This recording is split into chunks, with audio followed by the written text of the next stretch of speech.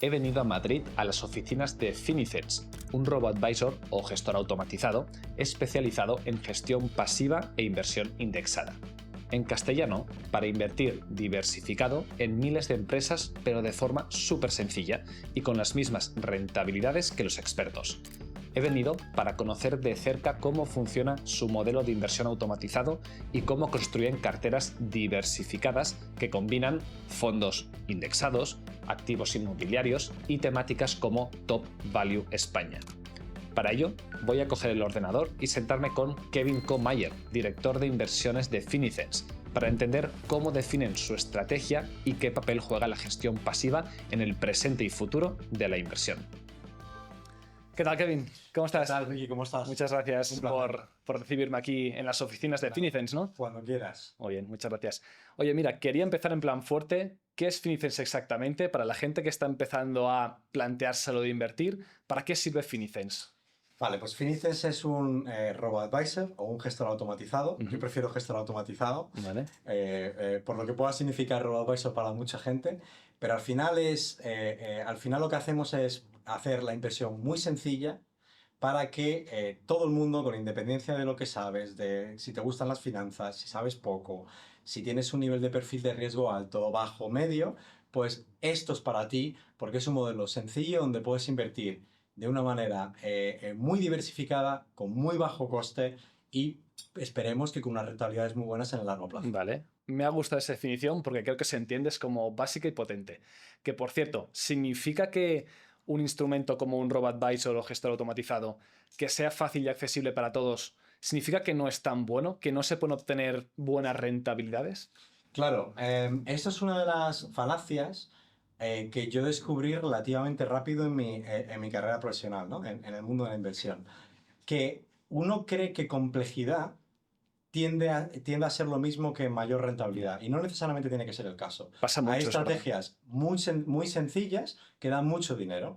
Es decir, lo que pasa es que es verdad que hay una industria donde precisamente la opacidad, lo de esconder, pues ha funcionado mucho. Entonces se han aprovechado, y lo siento, aquí tengo que poner una lanza, de quizás la baja educación financiera que ha existido en este país, en España, donde, oye, pues hemos bajado a la entidad bancaria de abajo de nuestro barrio donde viviéramos y nos han colocado un fondo de inversión, ¿no? Históricamente ha sido un poco como ha funcionado el Sí. mundo de la inversión, ¿no? Entonces, para ellos les resultaba muy rentable el que en general la gente no supiera acerca del mundo de la inversión y por eso pues nos colocaban sus productos que en muchos casos eran muy caros y con una gestión bastante mala, ¿no? Yeah. Entonces yo creo que es todo lo contrario.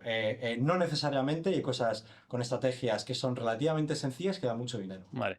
Quizá también porque antes no tenían tantos instrumentos la gente para invertir. Antes, aparte de lo típico de invertir en inmuebles, que por eso creo que en España nos encanta lo de vivir de rentas, invertir en inmobiliario, pero aparte de eso, creo que no había muchas opciones de invertir en bolsa, por ejemplo, en acciones, comprar acciones individuales. Y supongo que lo que primero entraban eran los fondos a través de los bancos. A cambio de eso, las comisiones son altas, como de un 1,5 o 2% que he ido viendo, que es una locura, sobre todo en comparación ahora a los productos que tenemos, ¿no? Yo creo que tenemos que dar gracias a Dios que existía la propiedad. Porque todo el mundo, la riqueza realmente de todos los españoles la hemos creado a través de la propiedad. Si a alguien le tocaba una lotería, pues alguno de nuestros tíos o familiares compró alguna casa, ¿no? Sí. Pues, y por lo menos se ha revalorizado en el tiempo, ¿no? ¿Por qué? Porque tienes toda la razón del mundo. ¿Qué alternativas había? Las alternativas eran, España es un país muy bancarizado, con entidades tradicionales que lo controlan prácticamente el mercado entero. Entonces, la única manera de poder invertir era, yo creo que muy poca gente tenía acciones. Bueno, sí que ha habido gente que tenía acciones, lo que pasa es que no es mayoritariamente el mercado, ¿no? Entonces tienes toda la razón de que realmente había muy pocas alternativas. Es verdad que en los últimos 10 años cada vez hay más alternativas, pero claro, más alternativas también quiere decir que tiene que haber más educación financiera. Sí. Porque si la educación financiera no va alineada con una mayor alternativa, al final lo que hace es confundir. Si en lugar de tener una cosa pasas a 10 cosas, pues sigues con un lío, ¿no? No sabes qué elegir, ¿no? Entonces, yo creo que gracias a gente como tú, Ricky, y ahí te doy la enhorabuena, Gracias. a canales como el tuyo, yo creo que estamos cambiando el mercado. Cuando yo empecé, nada más salido de la universidad, o sea, esto nos enseña en el colegio. El colegio nunca nos ha enseñado acerca de finanzas. Incluso en estudios empresariales o económicas, olvídate de hablar de la inversión. Eso es una cuestión tuya personal, ¿no? Y si has nacido, yo creo que en 80 principios, 70 finales, que es mi caso, pues yo desde luego no veía esta ola que estoy viendo acerca de mucha gente con mucho interés que tienen finanzas, ¿no? Y yo creo que ahora nuestro trabajo y todos los que te estén oyendo a ti será precisamente de hablar a todos los que no les interesan las finanzas. Porque hay dos olas. Está una primera ola que es todo lo que nos interesa. Pero ¿realmente todo el mundo le va a interesar las finanzas? Yo me atrevo a decir que no. Bueno, utilizo el móvil y no me interesa el funcionamiento de la tecnología en general, pero sí me interesa cómo utilizarla. Pero no me interesan las tripas de detrás, ¿no? Yo creo que todo el mundo necesita invertir, cuesta mucho hacer dinero. No entiendo por qué la gente descuida tanto su dinero. Ya. Cuesta mucho. Entonces, como decía, no todo el mundo tiene que interesarte por las finanzas, pero todo el mundo tendría que saber lo suficiente para invertir. Porque si tú me dices, Ricky, otra manera que yo tengo para poder multiplicar mi dinero, estando con mi familia, con mis amigos o haciendo mis cosas que me gustan, soy todo oídos. Yo sé que puedo multiplicar mi dinero, es una función de tiempo. No sé el número que voy a tener. Estaría mintiendo si dijese exactamente qué rentabilidad voy a tener. Algo garantizado no se puede saber. No se puede saber, pero yo sé que tengo una gran probabilidad, por cientos de años de historia que hay en mercados financieros, en poder hacer una muy buena rentabilidad, ¿no? Y en poder tener un efecto multiplicativo, ¿no? Entonces, pues ya digo, creo que todos los españoles deberíamos invertir. Sí, yo estoy totalmente de acuerdo. Como a veces pasa que, igual que no puedes descuidar tu salud, pues tampoco puedes descuidar tu dinero.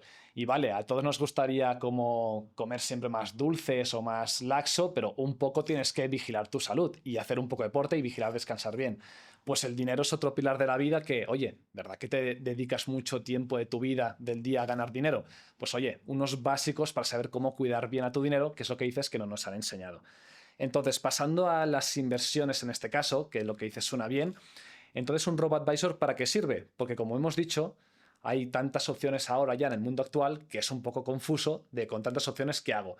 Yo puedo coger el móvil con cualquier aplicación, incluso Revolut Neobanco, que es como empezó con finanzas personales, puedo comprar acciones de Google y de Tesla. Pero claro, ¿cómo sé si esa es una buena inversión o no? Entonces, ahí, ¿dónde entra el robo-advisor que es Finicens y para qué sirve exactamente? ¿Cómo se hace? Claro, o sea, una vez que hemos decidido que todo el mundo debería invertir, porque si tú no inviertes, pues al final tu dinero no va a crecer, y además con el efecto de inflación, que yo creo que nos ha venido muy bien el 2022, ¿no? Para entender lo que es inflación, cuando tú has ido a la tienda y has visto que el aceite de oliva extra virgen, pues en lugar de costar 4,5 euros, costaba 9, pues yo creo que no hay mejor manera de explicar. Vaya por dos, ¿eh? Es que, es que yo creo que fue, yo no sé si lo experimentaste tú, pero a mí eso fue algo que, y si recuerdas, donde además, de la misma manera que en los centros comerciales pues ponían los ordenadores y los ponían con alarmas, ponían incluso la propia alarma con lo que es el aceite de oliva, cosa que yo no recuerdo haberlo visto con una en mi vida nunca, ¿no? Pero precisamente por lo caro que era, ¿no? Que era un bien pues que era de consumo básico, que de repente pues se había revalorizado, ¿no? Pues si no lo invertimos, nuestro dinero cada vez va a poder comprar menos aceites de oliva, ¿no? Esa es un poco la idea de la inflación, ¿no? Entonces tenemos que crecerlo no solo para crecerlo, para mantener, pero aunque solo sea para mantenerlo, ¿no? Porque dentro de 20 años esos 1.000 euros que tenemos en el banco, yo creo que van a comprar muchas menos cosas de lo que podemos hacer ahora, ¿no? Oye, pues si lo invertimos, pues a lo mejor compran lo mismo o incluso un poquito más, ¿no? Vale. Esa es la idea de invertir. Vale, pues una vez que hemos decidido invertir, yo creo que lo siguiente es dónde invertimos, ¿no? Y lo que nosotros hacemos, ¿vale? En Finicens es lo que entendemos que es la mejor, y somos firmemente creyentes que es una de las mejores estilos de inversión. Hay otros que son muy válidos, pero a nosotros nos parece que esto es un estilo de inversión, lo que es la indexación, que es para todos los públicos, con independencia de si, ya digo, si sabes mucho de finanzas, si sabes poco, si tienes un perfil de riesgo elevado y no. ¿Por qué? Porque al final ponen en un paquete muchos de los atributos que son ganadores a la hora de invertir. Diversificación. Tú no sabes, tú decías Google o decías empresas, pero tú realmente no sabes si esas empresas van a hacer bien. Claro, jugármela a una carta si solo invierto en Google. Claro, exacto. Entonces, la diversificación lo que te permite es no tener que apostar a realmente a una empresa particular.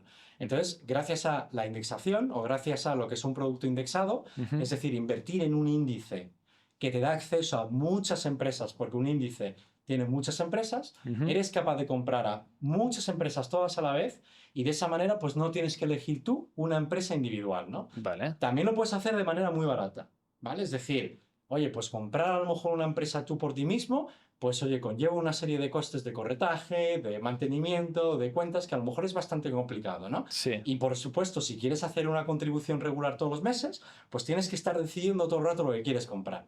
Pues a través de la indexación eres capaz de comprar un conjunto de cosas con independencia de lo que ocurre de manera muy sencilla, ¿no? Vale, o sea, es esto que dicen que es muy popular, lo de fondos indexados.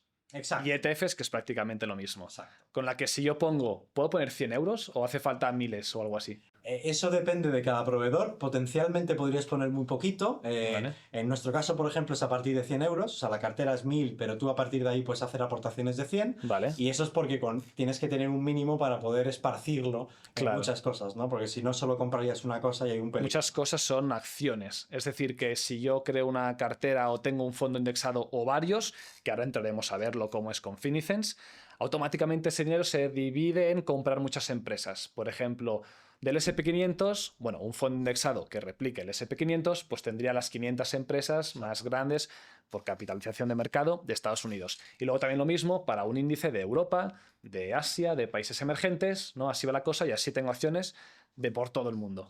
Ejemplo, pones 1000 euros y te da acceso a 4000 acciones. A mí es que eso me parece magia. Vale. O sea, realmente me parece magia. O sea, la ingeniería financiera que ha ocurrido, yo creo que la primera revolución vino por el índice.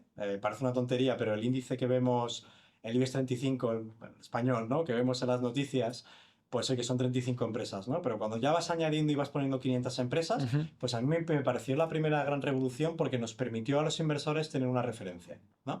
Si hay un inversor en el Banco Santander o en un banco español y te dice que tiene renta variable nacional, ¿no? Renta variable española, Sí. pues puedes compararlo con lo que ha hecho el IBEX, ¿no? Puedes ver lo que ha hecho el IBEX y puedes ver lo que te ha hecho tu gestor. A ver Y si es puedes- mejor o peor. Claro, tú puedes decirle, oye, pues no lo has hecho tan bien, o lo has hecho muy bien, ¿no? Previamente al índice era complicado. ¿Qué referencia tomas? Pues el banco te hubiera dado la referencia que le hubiera dado la gana, ¿no? Porque tú no sabes si has hecho bien o mal. Yo te puedo decir, "Uy, has hecho un 20% y tú puedes estar muy contento, ¿no? Sí. Pero si hablas con tu vecino que tiene un 50, pues a lo mejor Yeah. vienes al día siguiente y dices, oye, me has dado un 20, pero me he equivocado. Mi vecino tiene un 50, ¿no? Es decir, es todo relativo, ¿no? En la primera gran revolución, ya digo, fueron los índices. La segunda fue cuando se dieron cuenta en Estados Unidos. Yo creo que a nadie le sorprende que la innovación ocurre en Estados Unidos. Sí. Poca innovación ocurrió hace muchos siglos la revolución en Europa, pero recientemente, desgraciadamente, no está en Europa, ¿no? Pero en Estados Unidos se dieron cuenta en los años 70 que gran parte, o la mayoría de los gestores americanos en ese momento, pues estaban produciendo peores rentabilidades que el SP500, que es el índice americano que representa las 500 empresas más grandes en Estados Unidos. Vale, o sea, yo puedo invertir directamente en estas 500 empresas de Estados Unidos. De hecho, antiguamente tenía que hacer una a una, pero ahora con un fondo indexado puedo hacer las 500 de Estados Unidos.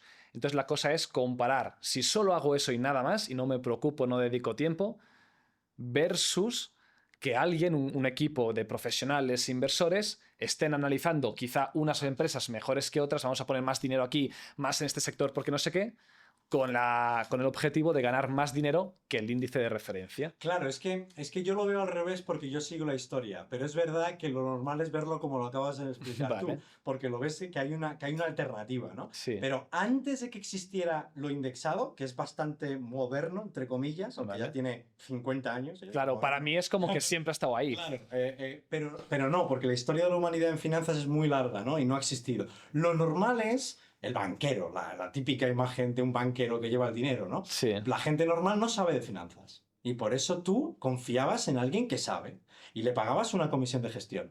De hecho, los bancos siguen haciendo lo mismo. Una persona que no sabe nada va a un banco y el banco le vende productos financieros. Oye, la gran parte del mercado español es así. O sea, lo que pasa es que nosotros lo vemos desde quizás una generación donde tenemos más, bueno, inquietudes, ¿no? Y queremos saber más acerca de finanzas. Vale. Pero te garantizo que nuestros padres y todos los familiares y nuestros abuelos, etcétera, tradicionalmente han ido a un banco y han comprado lo que les ha dado en el banco, ¿no? Y paréntesis, les cobran un 1,5, 2% por esa gestión de organizar su dinero, ¿vale? Y eso es gestión activa. ¿Por qué? Porque tú confías en alguien que cobra una comisión para llevarte el dinero. Vale. Lo curioso es que, ¿cómo puede ser que cuando tú confías en alguien, ese alguien haga peor que un índice que está construido con una serie de reglas básicas donde lo único que hay que decidir es cuántas empresas poner, estoy intentando simplificarlo, Sí. cuántas empresas poner y cuánto peso le damos a cada una de ellas. Ya está. Ya está. Entonces, si tenemos 35 empresas por el IBEX 35, oye, pues pondremos a las 35 más grandes en mercado de capitalización, que es lo más grande, pues Inditex, Banco Santander, las que todos conocemos estarán ahí arriba, y les podemos poner un peso, ¿no? Vale. Entonces, pues lo curioso es que cuando comparas a todos los gestores activos, a todos los fondos de inversión, ¿no? Yo creo que la gente en lugar de gestión activa sí que entiende fondo de inversión. Vale. Fondo de inversión de bancos, aseguradoras, de lo que es a nivel global, ¿no? Que hay mucho dinero ahí, ¿no? Sí. Y lo comparas con, y los agrupas, ¿no? Cada uno dependiendo de lo que haga, y los comparas con los índices bursátiles, lo que te das cuenta es que en un alto porcentaje, cuando digo un alto porcentaje, me asusta decirlo, pero 90 y pico % del porcentaje Wow. no son capaces de batir a los índices bursátiles. Es decir, la gente está confiando su dinero en gestoras y en fondos de inversión donde no son capaces de batir a un índice cuando tú tienes la capacidad de comprar ese índice de forma muy barata. Entonces, Ostras. para mí, esto es revolucionario. Claro. Es completamente revolucionario. Pero revolucionario y heavy. Quiero decir, ¿cómo es que si son profesionales, le dedican tiempo a intentar sacar más rentabilidad, va y no lo consigan? ¿Según qué estudio?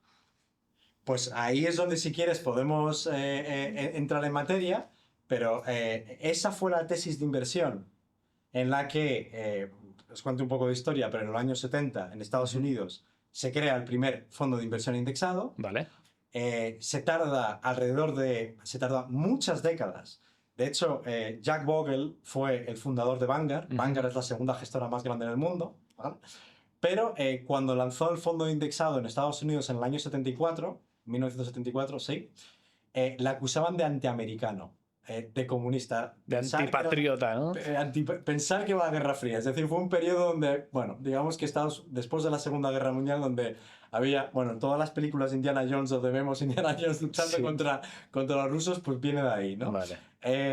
Pero de antipatriota, antiamericano, porque era un producto donde pues comprabas todo en lugar de el espíritu americano que va de buscar lo mejor siempre, Sí. ¿no? Pero bueno, comprabas todo lo de América. Por supuesto. O sea, los Estados Unidos, perdón. Sí, pero el caso era que tú digamos que ibas a estar siempre comprando todo porque no ibas a estar buscando lo mejor, ¿no? Ya. Entonces, pues bueno, aunque es verdad que estuviera comprando lo americano, porque en este caso eran las 500 empresas más Sí, grandes estadounidenses, pues la crítica era feroz, ¿no? Y fue un fracaso inicialmente. Él pretendía sacar 150 millones en el fondo y se quedó en 14-15 millones. Él mismo, hablando a sí mismo en entrevistas, por cierto, murió hace un par de años, hablando en entrevistas, él se veía como uno de los mayores fracasos de la bolsa neoyorquina en su momento, pero a partir de ese momento la ascensión fue brutal. Pasó de 15 millones a 100 millones en, si no recuerdo mal, en 6, 7, 8 años. Después pasó de 100 millones a un trillón. De 100 millones a 1000 millones. Vale. De 1000 millones a 10.000 millones. De 1000 millones a 100.000 millones. Así sucesivamente, hasta convertirse en lo que es Vanguard ahora, que es, si no recuerdo mal, tiene alrededor de entre 4 o 5 trillones a nivel global, ¿no? Vale. Es decir, la indexación ha tardado mucho tiempo, a pesar de que los datos eran claros, de que son capaces de que baten prácticamente a todo el mercado, ha tardado muchísimo tiempo en llegar a... O sea, fijaros que en España, cuando nosotros Finices empezó y teníamos que hablar de indexación, era completamente nuevo. O sea, la gente hablaba... O sea, tú hablabas de un fondo indexado y era muy complejo llegar a la gente. Porque la gente no entendía eso, mientras que ahora yo creo que cada vez la gente conoce más los fondos indexados, por lo menos le suenan, ¿no? Sí, fondos sí, indexados, ETFs, ¿no? Total. Pues mira, Kevin, a mí me gusta, yo encontré este informe SPIVA, que es el que también comentábamos antes, que me enseñabas, que te compara lo que decíamos, ¿no? Los fondos de gestión activa versus simplemente batir al índice. Y puedo ver aquí por Estados Unidos cuántos son, esto es lo que estoy entendiendo yo, luego si no me explicas o me corriges, que en 15 años solo un 11% de los fondos tuvo un desempeño superior al SP500, porque estoy puesto en Estados Unidos. Si, por ejemplo, miro en Europa, puedo ver que en 10 años solo un 7,9% de los fondos tuvo un desempeño superior al SP500. Esto es lo que yo entiendo, que es lo que decíamos de, ostras, solo directamente invertir en las empresas de Estados Unidos o de Europa, con eso ya obtienes una rentabilidad incluso mejor que si te vas a un fondo especializado que te cobran un 1 y pico por ciento de comisión porque ellos dicen que van a invertir en este sector mejor que el otro y no lo consiguen. Entonces, ¿tú lo ves así también correcto? Sí, o sea, primero, Ricky, tengo que decir que este es un informe que a mí personalmente me ha cambiado la vida. Yo creo que deberíamos estudiarlo. Esto debería ser lectura obligatoria en el colegio. Después del Lazarillo viene esto. Después del Lazarillo exactamente viene esto. Porque realmente si lo piensas a nivel global, es verdad que has dado aquí hay que decir que SPAC o lo que son los informes SPIVA, aquí al final lo que hacen es analizan todos los fondos de inversión de todo el globo. O sea, es increíble el trabajo que hacen, ¿no? Vale. Entonces, se van a Estados Unidos, se van a Europa, se van a todas las economías y después ven en dónde invierten cada uno de los fondos, ¿no? Entonces, a mí me parece muy interesante, por ejemplo, si nos centramos en Europa, que al final al final los europeos compramos fondos europeos. Nosotros, con independencia de dónde inviertan esos fondos europeos, ya sea en Estados Unidos, en renta variable global, o sea, nosotros no tenemos acceso muchas veces a fondos americanos por una cuestión de reglas normativas. Vale. No a fondos americanos, pero sí estaremos invirtiendo en acciones de empresas de todo el mundo. Por supuesto, en el caso de Europa, pues hay muchísimos, por ejemplo, yo que me enfoco mucho en renta variable global, lo curioso es que aquí no lo han puesto como en el informe principal, pero bueno, podemos coger otro tipo de mercados, aquí lo podemos ver. Aquí lo que hacen es categorizar a todos los fondos europeos pues inviertes en renta variable europea, ¿no? Europe Equity o Eurozone Equity o US Equity, por ejemplo, fondos europeos que han invertido en renta variable estadounidense. Vale. Y si veis los números a 10 años, es que parece 92%, 94%, 96%, en emergentes, ¿no? Oye, un mercado donde a priori pues no tiene nada que ver ni con el americano ni con el mercado desarrollado. O sea, rentabilidad anual, si eso es en 10 años, pues es un... Más que rentabilidad, eso es el porcentaje de índices, perdón, de gestores de fondos que no baten al índice. ¿Vale? Entonces estamos hablando de que, imagínate, yo que estudio la renta variable global, porque a nosotros nos interesa, porque nosotros, no sé si lo hemos hablado, pero creemos en que uno tiene que invertir de forma global. ¿Por qué?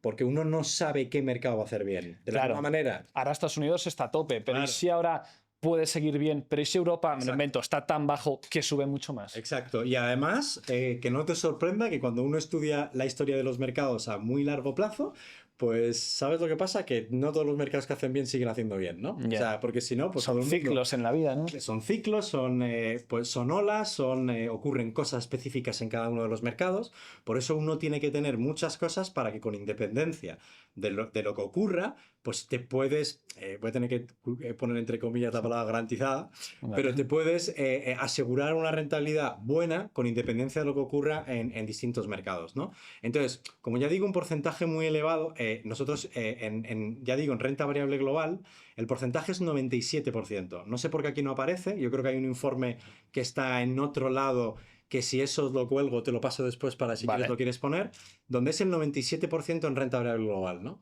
Lo que quiere decir es que solo un 3, 4, o incluso si cogemos estos números, son muy bajos los porcentajes de gestores activos o fondos que baten un índice. Si lo vemos desde el punto de vista de fondos, hace 10 años, por ejemplo, había 1000 fondos que invierten en renta variable global en Europa. Pues lo que significa esos porcentajes es que solo una docena de ellos han sido capaces de batir al índice. Es decir, de 1000, 12 baten. Y 988, ¿no? Sí. No baten. Bueno, yo no sé vosotros, pero yo sé dónde quiero estar. Claro, totalmente. Aunque mira, aquí viene una pregunta y es... Entonces no puedo seleccionar ese fondo de gestión activa, en este caso, que vale, que cobran más de comisiones, pero está justificado porque sí que baten al índice. Claro, esto sería la segunda pregunta que yo me he hecho en mi vida, ¿no? Oye, pues hay pocos, pero vamos, identifiquémoslo, lo sabemos. Lo sabemos. Podemos coger los datos, podemos comparar el índice, ponernos a estudiar aquellos fondos de inversión que han batido. El problema es hay muchísimos estudios al respecto. Yo el que probablemente más me gusta es el de Morningstar, porque además Morningstar es una herramienta que se dedica precisamente a valorar fondos de inversión, por lo tanto saben lo que dicen y tienen probablemente la base de datos más grande que hay en el mundo. La conozco, me va muy bien a mí para ver los resultados históricos de todo lo que quiero analizar yo, de ETFs, fondos indexados. Ya digo, yo creo que son, en cuanto a lo que es instrumentos de fondo de inversión y ETF, probablemente sean los mejores. Y ellos han hecho mucho análisis al respecto porque como ellos también categorizan y tienen benchmark, tienen además índices propios, ¿no? Ellos tienen su propia... Te categorizan con la media de lo que es los fondos que hacen como tú, pero también con índice de referencia pasivo, ¿no? Y ahí lo que se han dado cuenta es que los que están en las primeras posiciones tienden a estar en posiciones segundas o terceras, se divide por cuartiles, no me digáis por qué, pero pues digamos que hay 4 medallas, ¿no? La de oro, la de plata, la de bronce y, bueno, digamos la no medalla, el diploma, llamémoslo diploma, ¿no? Sigamos ¿Y qué pasa? Que los que están en la primera posición no son capaces de estar en la primera posición. La probabilidad de estar en la primera posición es tan baja como la de batir al propio índice. Vale, o sea, me estás diciendo que si yo hoy digo, vale, este fondo ha batido al índice, por tanto voy a invertir con él, pero puede ser que en el futuro ya no bata el índice. No es que no pueda ser, es que la probabilidad te dice de que no va a estar en la primera posición. O sea, lo consiguió, pero ya es súper poco probable o imposible que lo vuelva a hacer. Eso es lo que te dicen los números, porque si no, pues sería tan sencillo como mirar quién ha hecho mejor en el periódico. O sea, esto es típico, y de hecho, cuidado, eso también es aplicable a clases de activos. El SP500 es el mejor mercado que ha hecho los últimos 5 años, ya, pero no me interesan los últimos 5, me interesan los próximos 5. Los próximos, sí. Y aparte que 5 es poco cuando estas inversiones hablamos de largo plazo, tipo 15, 20, 30 años. Totalmente, yo creo que yo creo que eso también es muy importante, el periodo temporal es fundamental. Invertir, que no apostar, se trata de crecer nuestro dinero en periodos temporales muy elevados. Si lo que pretendemos es hacernos ricos rápido y si lo que pretendemos es apostar, ir al casino o a los caballos o lo que sea, o apostar en online, eso no es invertir para mí. Para mí eso es apostar. Para mí, y esto yo creo que es muy importante entenderlo, para mí apostar es lo mismo que, bueno, yo siempre me imagino un casino, eso es como yo lo veo en mi vida, ¿no? Si yo voy a un casino, ¿cuál es la probabilidad de que yo tengo que ganar? Yo creo que lo de la casa siempre gana. ¿Por qué se dice? Hay alguien que ha hecho un casino para ganar dinero, ¿no? Sí. Si no, no lo harían. Es cuestión de estadística. Tienen un poquito más de probabilidad. Ellos saben que van a ganar. Las máquinas tragaperras, mirar las etiquetas pequeñas que por ley tienen que poner, pues te ponen unos porcentajes, ¿vale? Pues unos porcentajes del dinero que pagan y del dinero que no pagan. Pues, oye, es un negocio, ¿no? Si no, nadie tendría máquinas tragaperras, ¿no? Entonces, eso es apostar. Que apostar es... probablemente vas a perder dinero. Eso no quita que puedes entrar a un casino, poner rojo y ganar. Muy bien. Pero no deja de ser apostar y no deja de ser un juego y no deja de ser una probabilidad bastante baja de ganar dinero. Para mí la inversión es todo lo opuesto. Para mí invertir es... evidentemente es asegurarte de que ganas dinero y además si uno lo piensa, déjame darte varias estadísticas. El mercado sube más que baja. Si cogemos los últimos 100 años... alrededor de un 60% de las veces de días el mercado sube que no baja.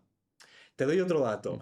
Perder dinero a partir de 3 años es entre un 5 y un 10% de probabilidad. Es decir, si en los últimos 100 años tomamos todos los tramos de 3 años consecutivos que ha habido, que yo creo que ha habido muchos, ¿no? En los últimos 100 años, si corremos un día todos los días, ¿no? Es decir, hay muchos periodos de 3 años, ¿no?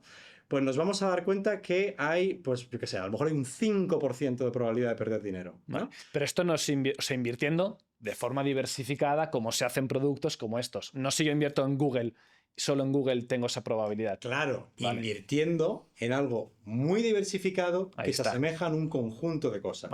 Si tú coges el dinero y lo pones en una cosa aleatoria, o sea, a una empresa cualquiera, tienes una alta probabilidad de no hacer dinero.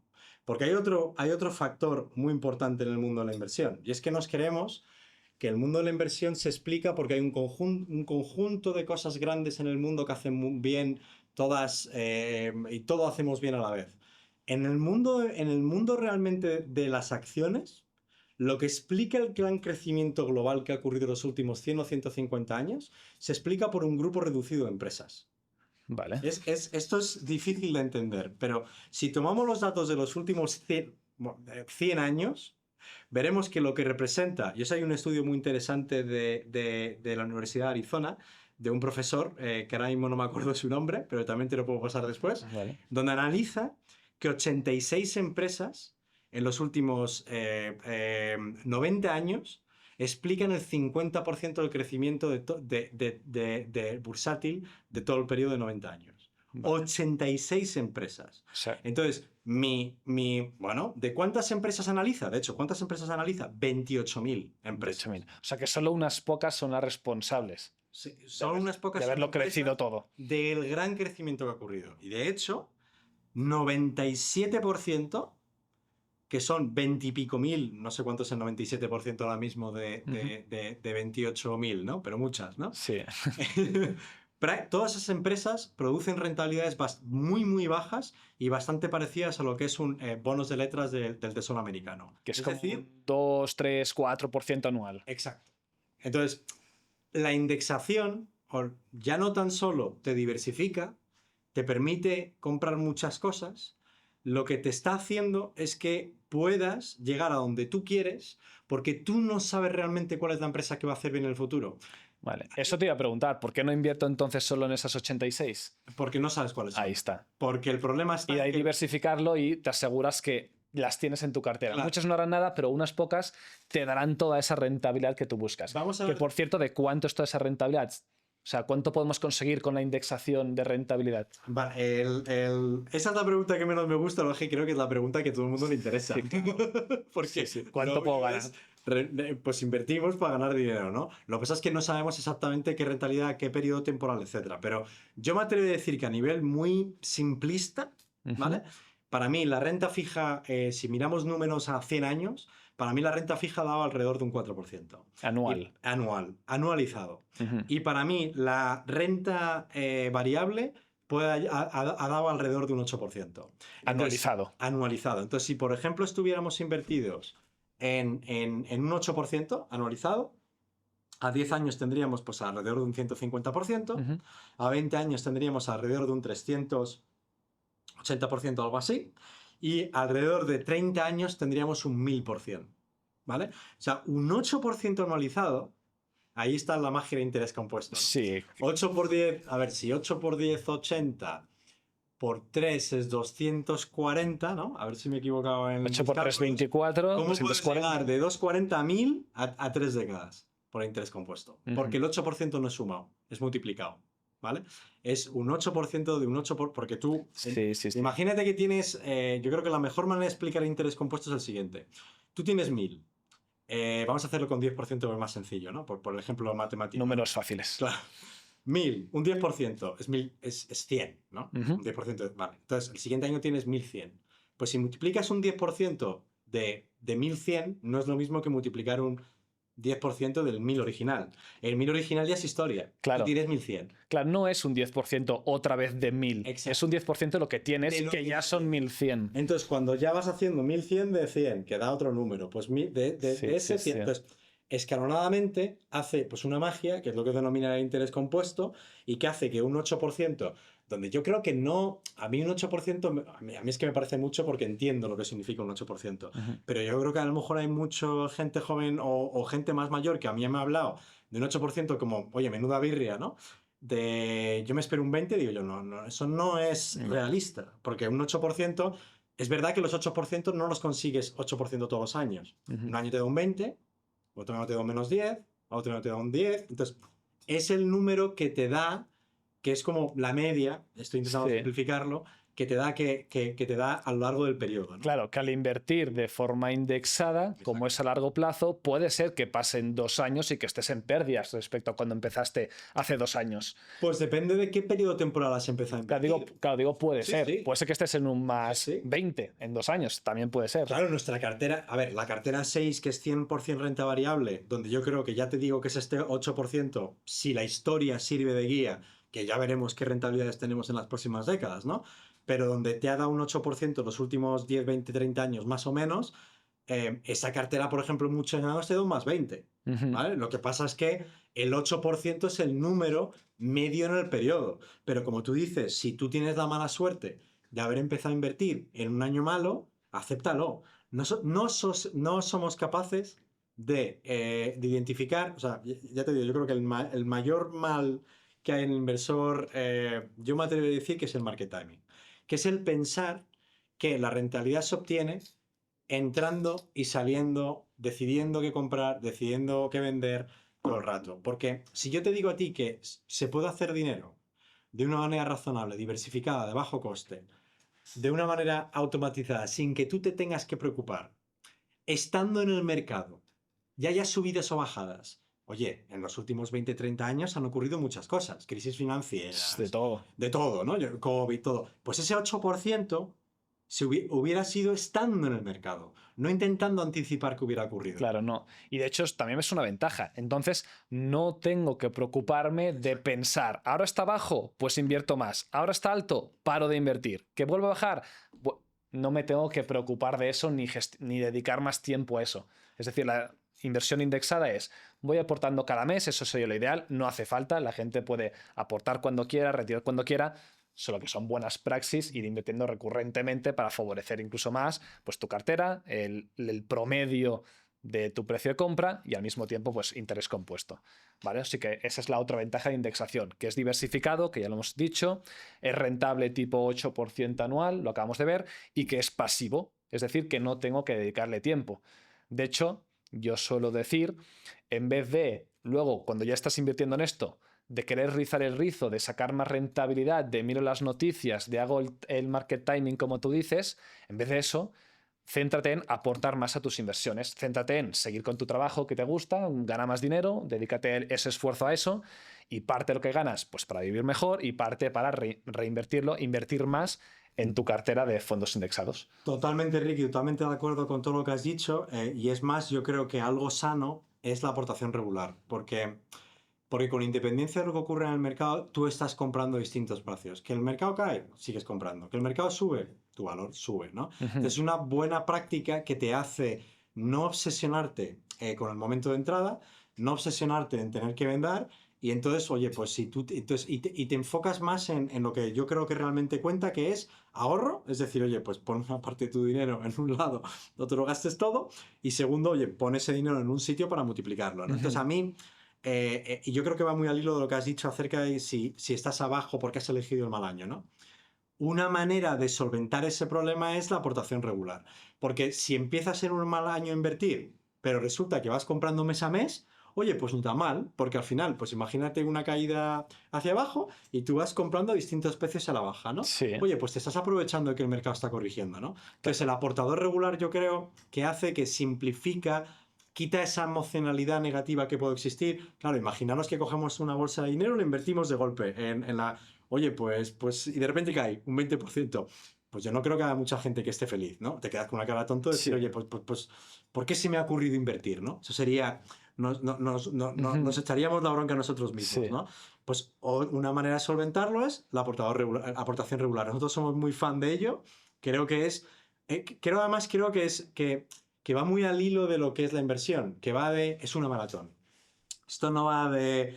Si tú escuchas a los grandes inversores de la historia y te hablan de inversores tan buenos como ellos en periodos, coge a Warren Buffett, coge entrevistas que ellos han hecho, siempre te cuentan de gente inversora que era muy lista como ellos, pero que se han quemado porque han querido hacer dinero rápido.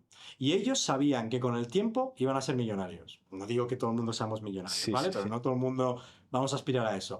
Pero lo que aspiramos es a tener un colchón, aspiramos a, yo no sé si completamente libertad financiera, pero yo me atreveré a decir que a que quizás el dinero sea menos importante en nuestra vida, en el que podamos tomar decisiones que va en base a lo que nosotros queremos hacer en pues, proyectos personales. Pues eso nos da tener un colchón. Un colchón, y bueno, ya no sé qué opinas de si has tratado el tema de las pensiones, pero ya veremos si nos toca, qué pensión nos toca en el futuro. Pero oye, pues si nos dan menos pensión de la que nos toca y tenemos unos ahorros, pues podremos vivir mejor, ¿no? Totalmente.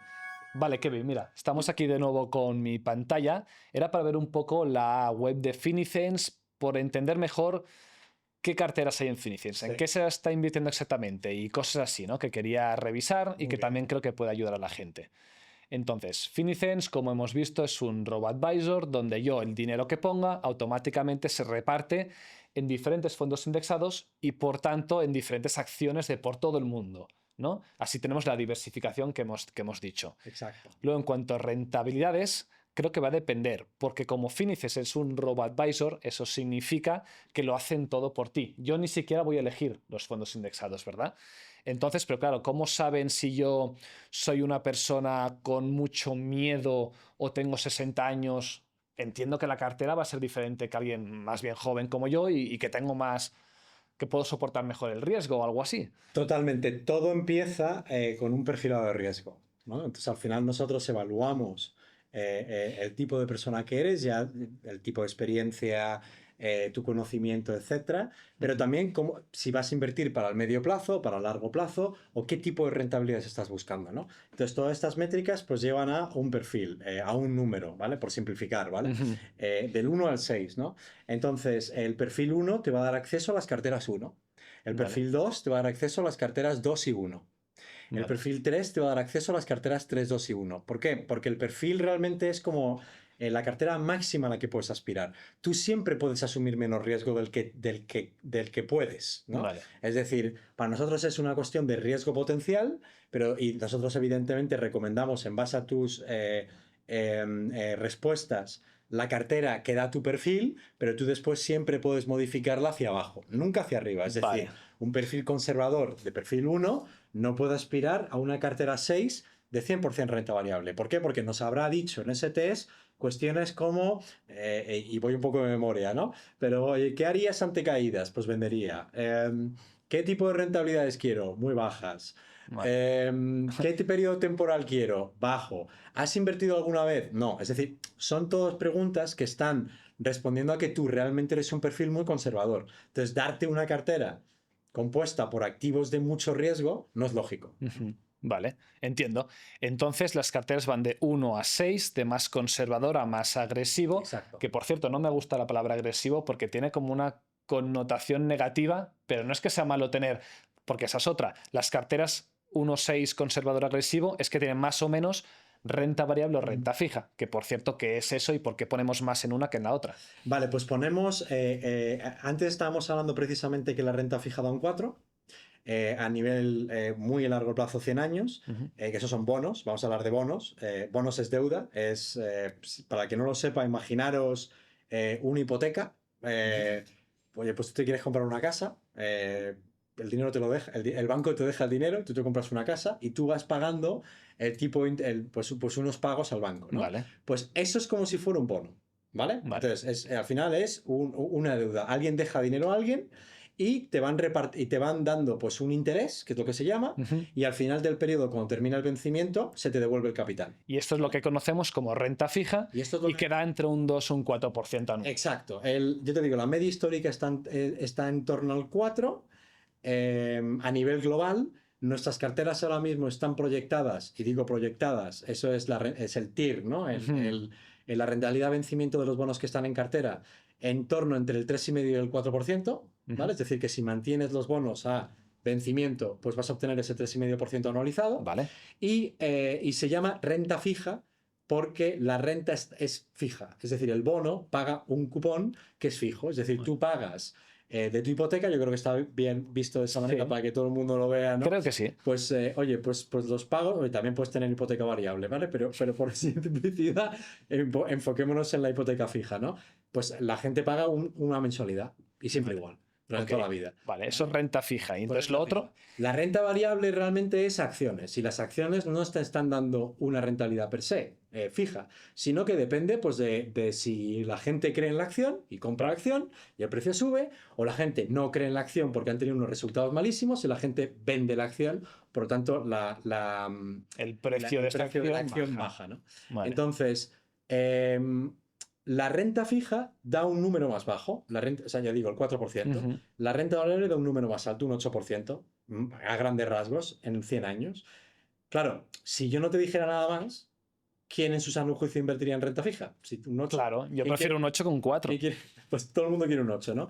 Claro, ¿qué pasa? Que el 8, cuando caen, ¿vale? Cuando hay periodos de shocks y crisis bursátiles, esta parte de aquí cae mucho.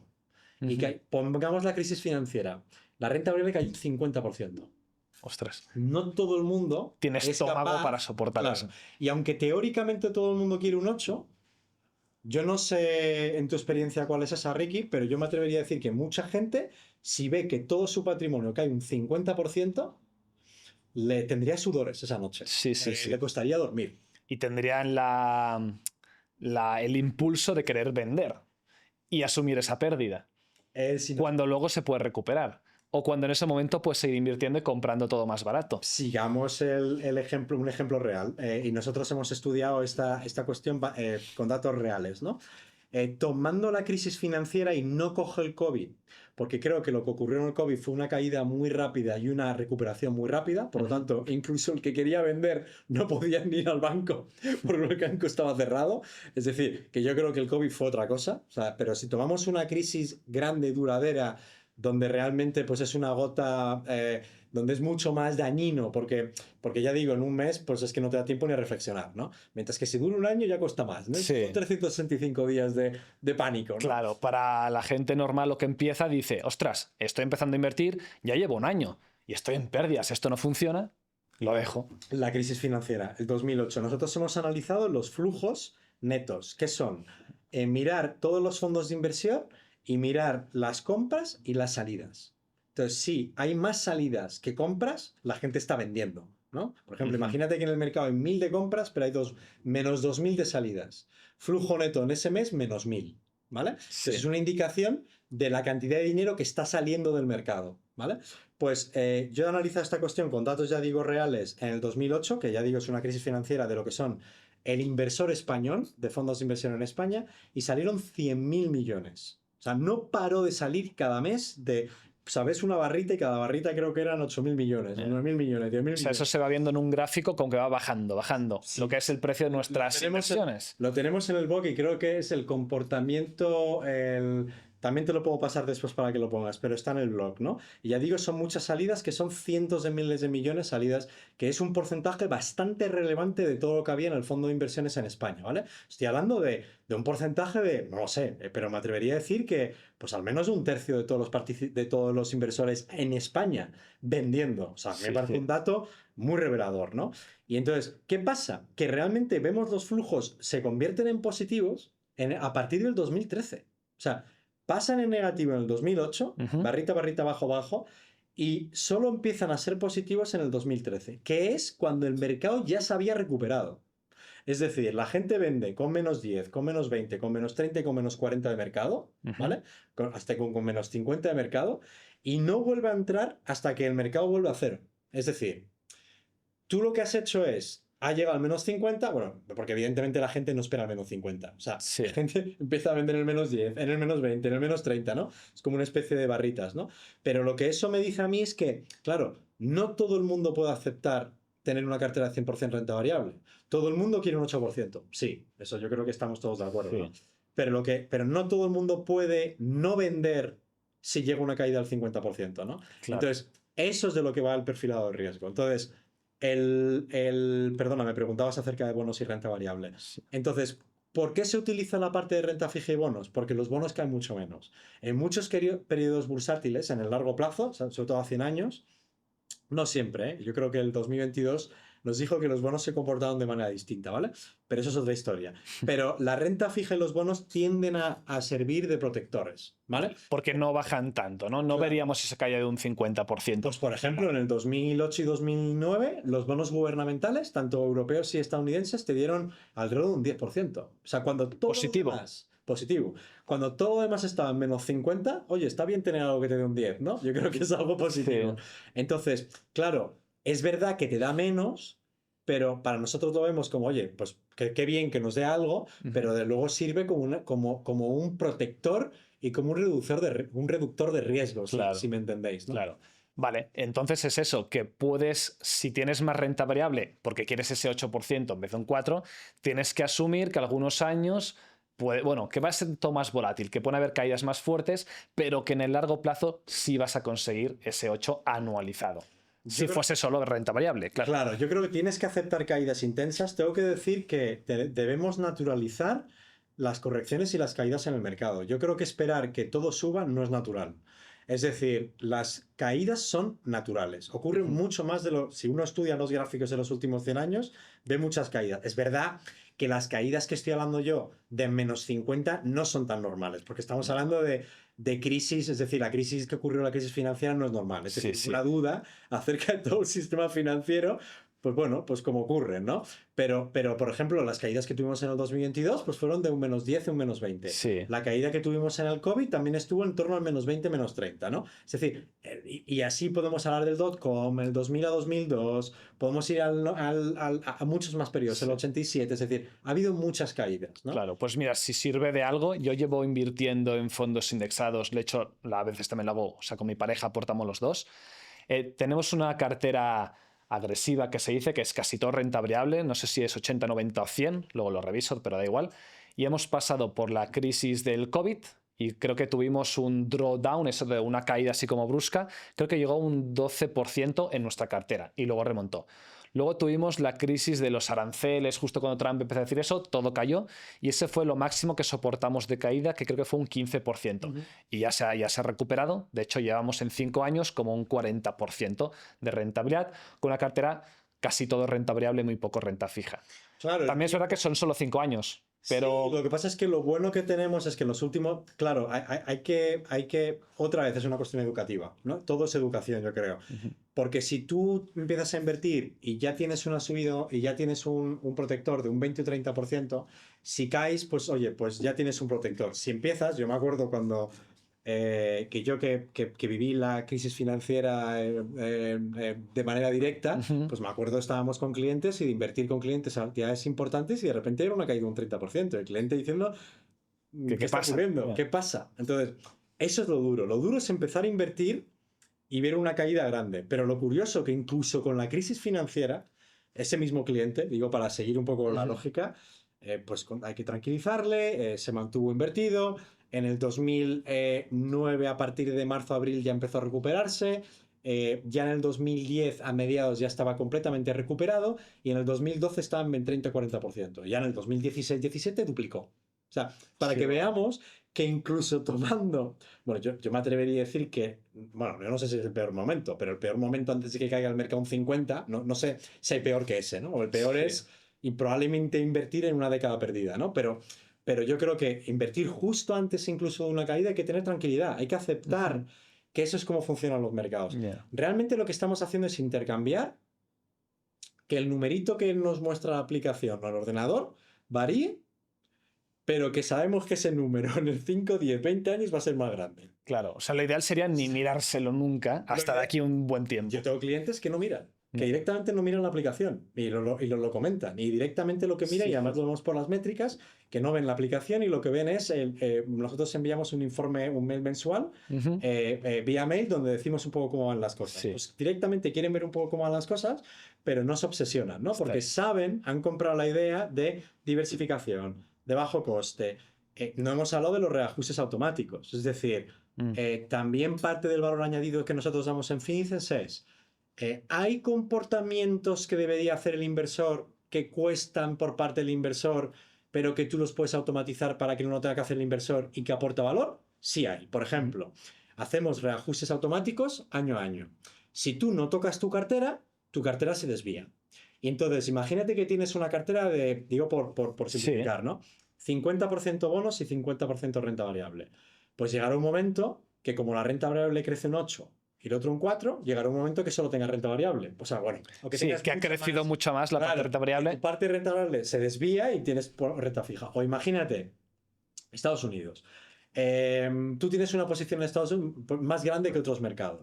Pues claro, llega un momento que Estados Unidos crece mucho más porque ha hecho mejor. Claro. Pero si no lo tocas y Estados Unidos corrige, pues caes mucho más. Claro, y no querías eso, tú querías estar más repartido. Vale. Claro, entonces ese es el primer reajuste que nosotros tenemos, digamos, mínimo anual, ¿no? Que eso depende de tu cartera, ¿no? Que ahí controlamos el riesgo. El otro que me parece también muy interesante es el reactivo, que depende mucho de lo que ocurra con el mercado. Si tú tienes dos activos y uno, como hemos hablado de la crisis financiera, donde uno cae mucho, la renta variable, y la renta fija se mantiene, lo que tú deberías hacer en un shock de esa magnitud es redistribuir dinero del activo que se ha mantenido constante, que te ha protegido, hacia el activo que ha bajado. Pero ¿y eso no empieza a ser un poco de gestión activa y no pasa? No si lo haces de manera específica cuando ha habido una cartera, cuando ha habido una caída sistemática a nivel global. Es decir, no es tu opinión acerca de si Europa va a hacer mejor que Estados Unidos. No, no, no, no.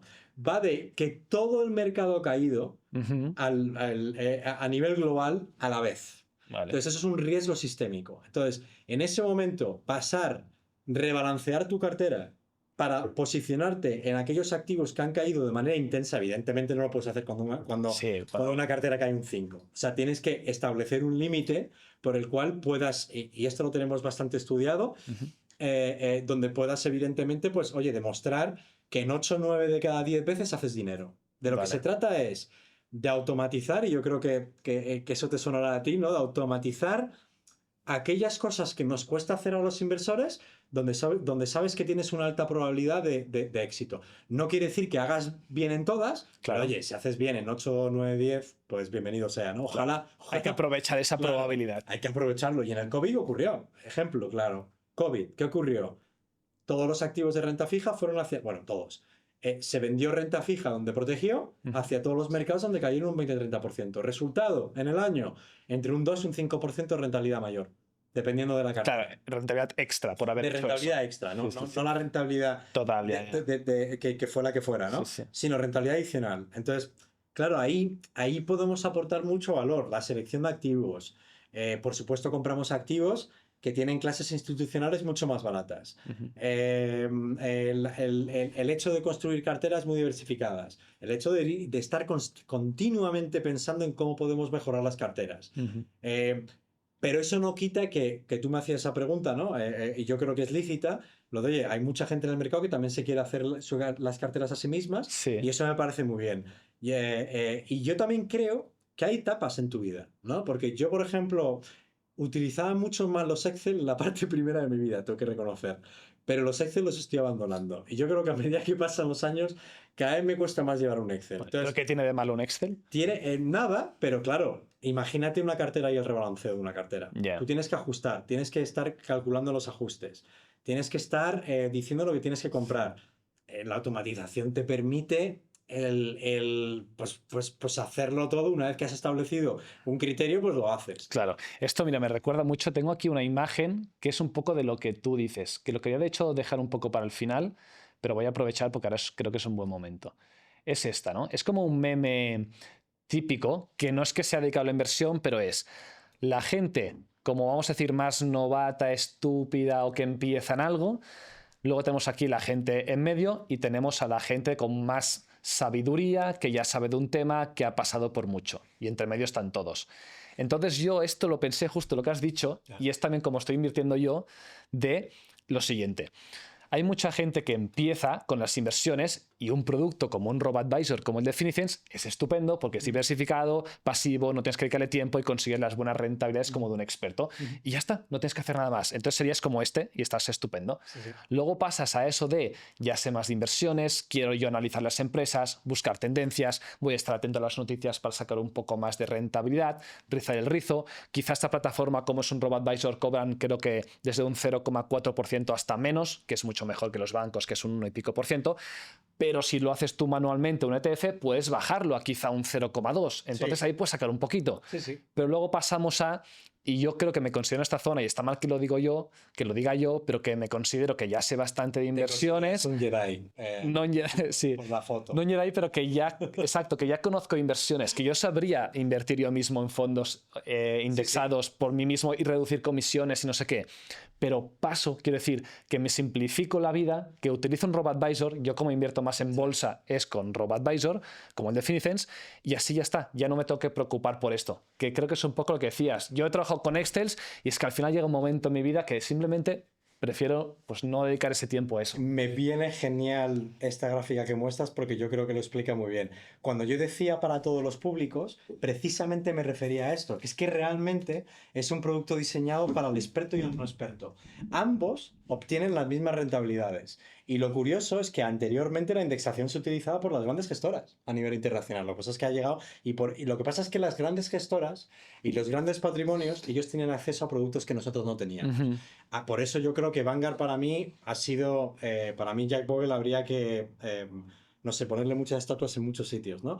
Porque la realidad es que ha traído, porque la industria se ha revelado.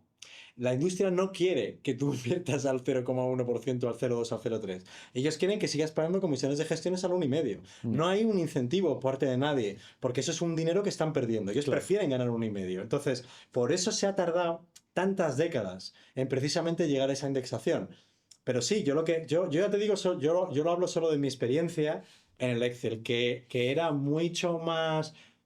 Bueno, digamos que estaba mucho más encima de los Excel, pero a medida que han pasado las décadas, y ya estamos ya llevo dos décadas invirtiendo, pues cada vez me cuesta más. Y me cuesta más porque ya le doy valor a otras cuestiones. Entonces creo que le doy mucho más valor a obtener resultados 80-90 parecidos a lo que yo hubiera estado dedicándole mucho menos tiempo. Claro.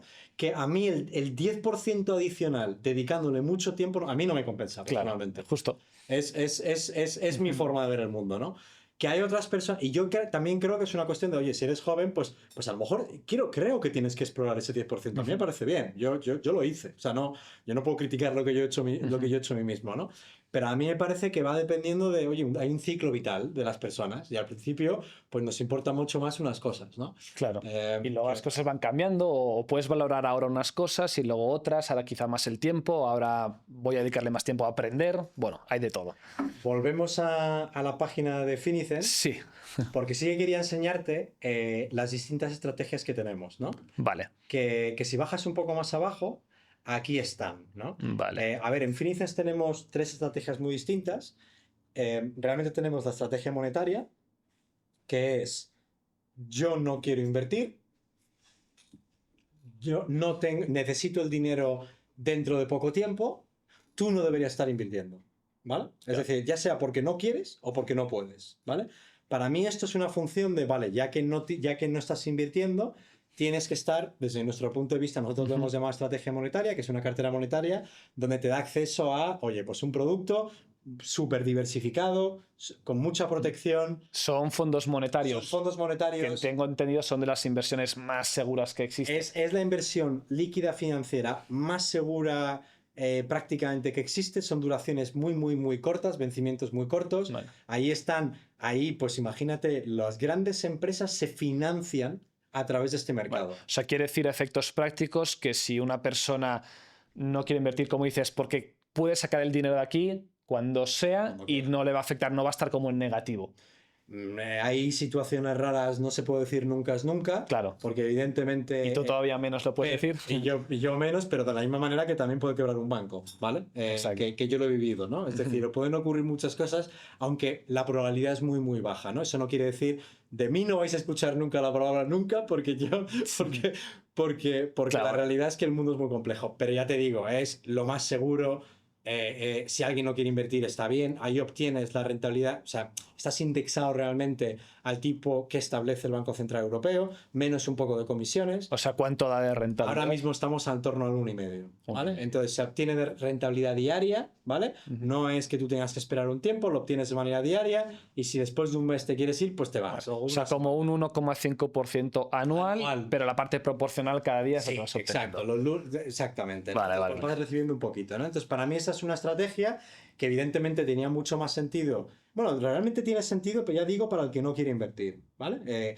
Evidentemente, eso es lo muy interesante, es que también está vía fondos de inversión, ¿vale? Por lo tanto, uno no tan solo puede poner dinero, sino que puede hacer un traspaso de fondos de inversión que tenga hacia Finicent, ¿vale? Vale. La gestión también es a través de fondos de inversión, por lo tanto no se pagan impuestos. Y también en el caso de que, oye, decidan llevarse el dinero fuera de Finicent en el futuro, tampoco se paga de impuestos. O sea, la idea es siempre estar dentro de los fondos de inversión para no tributar. Que tú tengas que ver, o sea, que el que decida cuando se tributa seas tú, porque decides vender, que no sea yo, en la gestión y que tú puedas entrar y salir cuando tú te da la gana. Vale, o sea, mientras tienes dinero invertido, no tienes que, a ver si lo digo bien, no tienes que pagar impuestos, sino que en el momento que lo vendas, ahí es donde tienes una potencial ganancia o pérdida, y ahí sí que pagas impuestos. Exacto. Pero de mientras no. Exacto. Luego sí que puede ser que si tienes más patrimonio de no sé cuánto es, 50.000 euros, a lo mejor tienes que rellenar un modelo, pero solo como es informativo, bueno, pero que no es pagar por impuestos. Exacto, es decir, tenemos, es una bola que va creciendo y tú quieres que esa bola crezca. Tú decías antes de los costes más bajos. Los costes más bajos es cierto que están en los ETFs, pero los ETFs no es como un fondo de inversión, por lo tanto, cada vez que cambies un ETF o cada vez que reestructures o hagas un rebalanceo, pagas impuestos. Claro. La diferencia es que aquí hacemos los rebalanceos traspasando fondos entre sí. Claro. Por lo tanto, la gestión es, digamos, no quiero decir libre de impuestos, pero digamos que estamos posponiendo el evento fiscal hasta más adelante, claro, ¿vale? Para cuando vendas, claro. Exacto, entonces te beneficias del gross roll-up, que se dice en inglés, que es el de, bueno, ya digo, crear más bola. Lo que quieres es que la bola crezca lo máximo posible y pagar impuestos en un futuro. Pues mira, ahí paréntesis tenemos la diferencia que a veces la gente se pregunta entre ETF y fondo indexado. Sirve para lo mismo, misma rentabilidad, pero en cuanto a fiscalidad en España, pues tenemos esa ventaja en cuanto a fondos indexados. Yo creo que la principal ventaja, evidentemente los ETFs están en el mercado continuo, estructuralmente son muy distintos, pero no voy a entrar aquí, desde el punto de vista técnico de cómo se construyen. Desde el punto de vista del inversor, da lo mismo, porque un ETF del SP500 es un fondo indexado del SP500, pero se pueden comprar intradía, es como una acción. Sí. O sea, ahí pues cada segundo del día tendrá un precio distinto hasta que se cierra el mercado, mientras que los fondos de inversión realmente se evalúan una vez al día a valor liquidativo. Entonces, cuando tú das una compra, pues, pues el día del cierre pues se vende o compra a ese precio. ¿Vale? Okay. Entonces, pero eso es lo más importante. Pero para mí lo más interesante es ¿por qué hemos decidido tener cartera de fondos y no cartera de ETFs? Para el aspecto fiscal. Está clarísimo.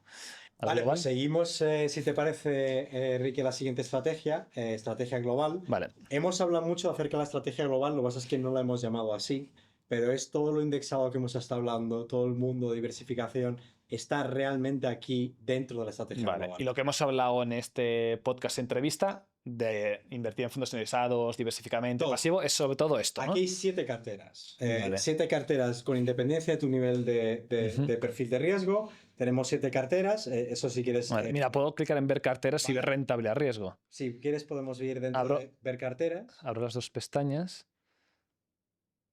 Aquí están planes de inversión, de inversiones y plan de ahorro. Vale. Vete dentro de rentabilidad y riesgo a la izquierda en nuestras carteras, porque así, así las vemos los nombres, que es más fácil, ¿no? Okay. Pues mira, ahí tenemos el uno defensivo, que es 100% renta fija, ¿vale? Que es la primera. Uno conservador, que tiene un poquito más de... ahí empieza la renta variable. Vale, perdón, 15%. Aquí veo la rentabilidad acumulada, pero ¿dónde veo que es 100% renta fija? Eso se ve en carteras. Entonces, si te vas a ver carteras... Eso es. Ahí la primera pestaña. Te vas abajo, te vas abajo, te vas abajo, te vas aquí. Aquí se ve. Vale. ¿Vale? Aquí vemos. Aquí están las carteras. Uno defensivo. Exacto. Cauto, equilibrado, decidido, atrevido, agresivo. Exacto. Entonces vemos que son de la más defensiva a la más agresiva. Cuanto más defensiva, más renta fija, por eso partes prácticamente de una totalidad en renta fija, y después vas pasando a la agresiva, así que si te das cuenta, si pasas un poco a la derecha verás que es cero, ¿vale? Pero ya se ve que empiezan en ceros ya, ¿no? Y entonces, y a partir de ahí, pues vamos añadiendo un poco de renta variable. ¿Por qué? Que está más abajo. Aquí, renta fija corporativa, aquí, renta variable. Y la vas y es creciente. ¿Por qué? Porque lo que estás intentando es aumentar el nivel de riesgo, somos capaces de aumentar una mayor caída, somos capaces de aumentar que el número que vemos en la aplicación pues varía más intradía, o sea, cada día pues puede variar un poquito más. Y que eso no nos preocupa, que lo soportamos, que entendemos que es parte del proceso. Exacto. ¿Y por qué? Porque nuestro objetivo es, pues oye, pues obtener una rentabilidad que sea lo máximo posible. No todos los inversores tienen el mismo perfil. Por ejemplo, nuestra cartera más invertida es la cartera de riesgo medio alto, que es precisamente la del 64,3% que ves ahí en renta variable. Vale, que es la... Que es la 4 decidido. 4 decido, vale. Que es un, llámalo, yo por simplificar lo llamo 65-35, ¿no? Por una cuestión... Yo tengo la agresiva. Pues la agresiva sería un 80-20, ¿no? Vale. Llamámoslo, ¿no? Vale, pues entendido. Y así como comentar, nada, brevemente, una frase o dos de qué es cada cosa. Por ejemplo, renta fija, bueno, vamos a ponerla decidido, ¿vale? Que es la que mucha gente tiene, y vemos qué tiene. Vale, parte de mi trabajo es incluir clases de activos que están demostrados de aportar valor, ya sea vía rentabilidad porque sean distintos, ¿no? Es decir, al final, cuando tú te vas al mundo, el mundo hay muchas cosas. En renta fija hay muchas cosas. Sí. Hemos hablado de la hipoteca, ¿no? Para intentar explicar lo que es un bono. Muy bien. Pues es que hay bonos, no es lo mismo emitidos por un gobierno. Los gobiernos, pues, no sé si a la gente les sorprenderá, pero los gobiernos gastan más de lo que ingresan. Y entonces, cuando necesitan, y hay un déficit estructural, de hecho, no quiero hablar de esto, pero hay un déficit estructural del 5%. O sea, las cosas van bien y seguimos gastando, pero yo creo que eso es algo que a lo mejor puedes hacer en otro, Sí, tema aparte. terreno, pero emiten bonos, ¿vale? Y esos bonos pues se llaman bonos gubernamentales, ¿vale? O bonos de gobiernos. Vale. Ahí tenemos 5 tipologías. Tenemos el primero, gobiernos europeos, Vale, que es este de aquí, gobiernos estadounidenses, este de aquí. tenemos gobiernos europeos ligados a la inflación. Vale. ¿Por qué inflación? Porque cuando hay inflación los bonos sufren, ¿vale? Entonces, quieres introducir distintas tipologías de bonos para que cuando las cosas ocurren, que muchas cosas ocurren en el mundo, por ejemplo, en el 2022 hemos hablado acerca de que hubo más inflación, pues quieres introducir bonos que se comporten de otra manera, ¿no? Ese es mi trabajo. Mi trabajo es introducir cosas en cartera que se comportan de manera distinta. Vale. Para que tú puedas llegar a donde quieres, ¿vale? Pero con un menor riesgo. Menor riesgo no significa que yo pueda protegerte de una caída impulsiva en el mercado. Eso es complicado e imposible. Es decir, si hay un shock, todo cae, ¿vale? Sí. La correlación, perdón, no debería decir correlación, o sea, los activos se comportan de manera igual cuando hay un shock, pero después se desvían. O sea, la primera cosa ocurre y todo el mundo nos caemos.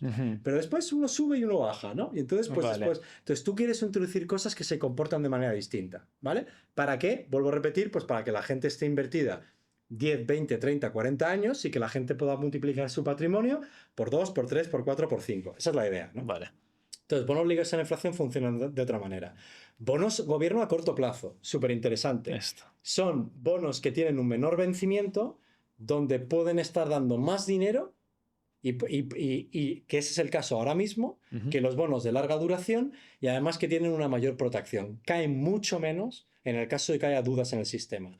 Por ejemplo, el año 2022, donde la renta fija no hizo bien, este tipo de bonos cayó de manera distinta. Cayó la mitad o menos de la mitad que los otros tipos de bonos. O sea, estamos intentando ¿Y introducir... si caen menos, quiere decir que también son menos rentables? Sí.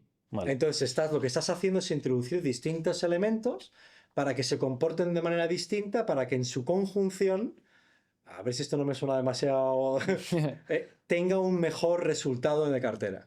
¿Vale? ¿La cartera está mejor teniendo ese activo? ¿Sí o no? ¿Tiene una mejor rentabilidad, binomio rentabilidad-riesgo? ¿Sí o no? Entonces, a mí me interesa crear carteras que tengan rentabilidad mayor, pero siempre mirando el riesgo. Quiero decir, si yo introduzco, para que me entendáis, si yo introduzco un activo, pero aumento la rentabilidad potencial en 1%, pero aumento en 2% el riesgo, mala idea, no lo hagas. Porque estás aumentando más riesgo, desproporcionalmente el riesgo que la rentabilidad. ¿Vale? Entonces, con todo ese tipo de clases de activos, intentas crear carteras, vuelvo a repetir, que sean eficientes y donde, oye, pues puedan proteger al inversor ante muchas cosas que puedan ocurrir en el futuro. Vale, sí, te pillo, te estoy entendiendo. Aunque a veces me vuelve a salir la duda esa de ¿no parece que sea entonces un poco más de gestión activa? Cuando todo esto de robo-advisors es como gestión pasiva. Bueno, ¿sabes qué pasa? Que ahí al final tú tienes que tomar, aunque es verdad que la ruta de mercado es pasiva, ¿vale? Sí. Es decir, yo invierto pasivamente en esos activos que replican índices, por lo tanto la ruta de mercado es pasiva. Tú tienes que partir, la manera en que nosotros decimos estos pesos es cuantitativa. Es muy... Intentamos que sean reglas. Intentamos que sea desde el punto de vista de datos históricos. Vale. No cambiamos las carteras. No nos despertamos un día y decimos que aquí tiene que haber un 1%. Claro. No hacéis que dentro de gobiernos de Europa decís, pues mejor el de Alemania y no tanto el de Francia. Exacto. Lo que analizamos desde el punto de vista cuantitativo en el muy, muy, muy largo plazo, si esa clase de activo tiene sentido y cuánto poner en la cartera. Pero como ya se ha estudiado de manera bastante profunda, con más incluso premios Nobel, creemos en que una asignación de activos tiene que ser constante en el tiempo. La razón para poder variarla tiene que ser de bastante peso. Ejemplo, ¿vale? Imaginaros que China empieza a cambiar hacia un mercado libre, empieza a tener rule of law, es decir, que empieza a haber leyes en el que uno no pueda cortar el capital y en el que el mercado emergente deja de ser mercado emergente y tiende a ser mercado desarrollado. China tiene que tener más peso en cartera. Es una razón obvia, ¿vale? Porque ahora mismo la estás disminuyendo, tiene un mayor crecimiento económico. Lo que pasa es que estás poniendo una serie de métricas que hacen que no tenga sentido poner mercados emergentes, ¿vale? Claro. ¿Por qué? Por razones obvias, porque no es un mercado desarrollado, porque hay mucho riesgo en ese mercado. Pero en los próximos décadas puede cambiar. Eso, nuestro trabajo también es identificar esos cambios estructurales. Esos cambios estructurales se pueden identificar a través de la gestión pura. Oye, podríamos haber comprado un activo que refleje digamos, el mundo en su conjunto, actualmente y en todo momento. Eso es peligroso. Yo creo que la indexación es positiva desde el punto de vista que nos da acceso a mercados enteros, pero claro, imagínate un índice que solo invierta en índice de renta variable. Tendrías demasiado en Estados Unidos. Yeah. Y ante un vuelco de Estados Unidos en los próximos 15 años, ¿qué ocurriría con tu cartera? Tú entrarías ahora mismo en, llamémoslo un MSCI World. Justo te iba a decir, por ejemplo, el típico MSCI World, que son 1.600 empresas de 23 países desarrollados, aunque es verdad que el 72% es Estados Unidos. Claro, tú imagínate, pues ahí la gran dificultad es que tú estás empezando en Estados Unidos. Vamos a ver, Estados Unidos ha pasado del 41% de market cap en el 2007, o sea, vuelvo 7 años antes. En el 2000, Estados Unidos tenía un 61% del market cap. ¿De market cap mundial, dices? De market cap global. O sea, el MSCI World hubiera tenido un 41%. ¿Vale? Vale. Perdón, 61%. Después del 2000 al 2007, Estados Unidos tiene 8 años de prácticamente caídas consecutivas. Y donde muchos otros mercados hacen mejor que Estados Unidos. Entonces pasa del 61 al 40 y pico, 40 y cortos, 41 creo recordar. O sea, hay un 20% de market cap de caída, ¿vale? Después de crisis financiera en adelante, es historia. Sabemos que las empresas tecnológicas han dominado el mundo. Para arriba todo. Bueno, no sé si en una línea recta, pero vamos, prácticamente una línea recta, ¿no? Se ha pasado de un 41 al 72 que tú me estás... Creo que es 72. Sí, es que yo sé que ha llegado al 73, pero ya no lo he dejado de ver a partir de ahí, ¿no? Entonces, ¿a ti quién te dice? Entonces, claro, vale, si yo veo eso, no me cabe ninguna duda que en el 2008 tendríamos que haber estado invertido en Estados Unidos. Porque el hecho de que el market cap ha pasado del 40 a 60 quiere decir que es que ha hecho una rentabilidad muy superior a cualquier mercado, ¿vale? De hecho, yo no sé si podemos meternos. ¿Puedes buscar el blog de Finicens? Está en la parte izquierda. Si te vas a pincha, a ver, Sí, sube un poco arriba, hay un menú. En quiénes somos, te vas a blog. Sí. ¿Vale? Y vete bajando, vamos a intentar buscar. Vete bajando. Ah, vale, pensaba que estaba cargando, perdón. No, vete bajando y hay muchos blogs. Y vete bajando siguiente página. Vete más abajo. Vaya, publicamos mucho, ¿eh? Vete más abajo, perdón. Bueno, está bien. Vete más abajo. A ver, aquí está. Pincha ahí. Vale, aquí es cuando lanzamos la cartera 100% renta variable, ¿vale? Baja. Tienes que bajar bastante. Ah, vale. Y yo te diré la gráfica que tenemos, porque es... Te la sabes bien. Bueno, es que somos muy... Bueno, eso os dice un poco el análisis, lo concienzudo que somos, ¿no? Pero ahí, sube arriba, eso es a lo que me refería. Mira, 42%, yo decía 41%. Vale. Vemos el market cap del SP500 que está en el 42, sube al 61, ¿veis? Baja al 48% y después, bueno, en el momento en el que yo termine el análisis, en el cierre del 22, ¿no? Sí. Con ese 69%. Claro, a mí esto me está diciendo que lo que me está diciendo es lo que ha ocurrido en el pasado, no lo que va a ocurrir en el futuro. Es decir, a mí no me cabe ninguna duda que viendo esto queríamos haber estado en Estados Unidos. A toro pasado es fácil, claro. Claro, y de hecho, fijaros esta gráfica. La de la izquierda me dice, estoy comprando 3 mercados. Naranja, Estados Unidos, azul es Europa, emergentes es amarillo, si no me equivoco. Sí, ¿vale? Pues fijaros, en los 15 años post-crisis financiera, esto es a cierre del 22 porque es cuando hice el análisis, fijaros qué diferencia de rentabilidad de Estados Unidos con lo demás. Es ridículo. O sea, 343 frente a 71 Europa y 50 emergentes. Ahora bien, fijaros en los 15 anteriores. ¿Vale? Que son los que son las del 93 barras, al 2007. Claro, las 3 barras de la derecha. Pues ya Estados Unidos es el peor. Es verdad que no hay tanta diferencia, ¿no? Oye, pero fijaros, Europa 395 frente a 244. Fijaros emergentes de 352 frente a 244. Entonces, cuando yo veo un mercado que está en el 72%, lo único que me está diciendo es lo que ha ocurrido con la historia pasada.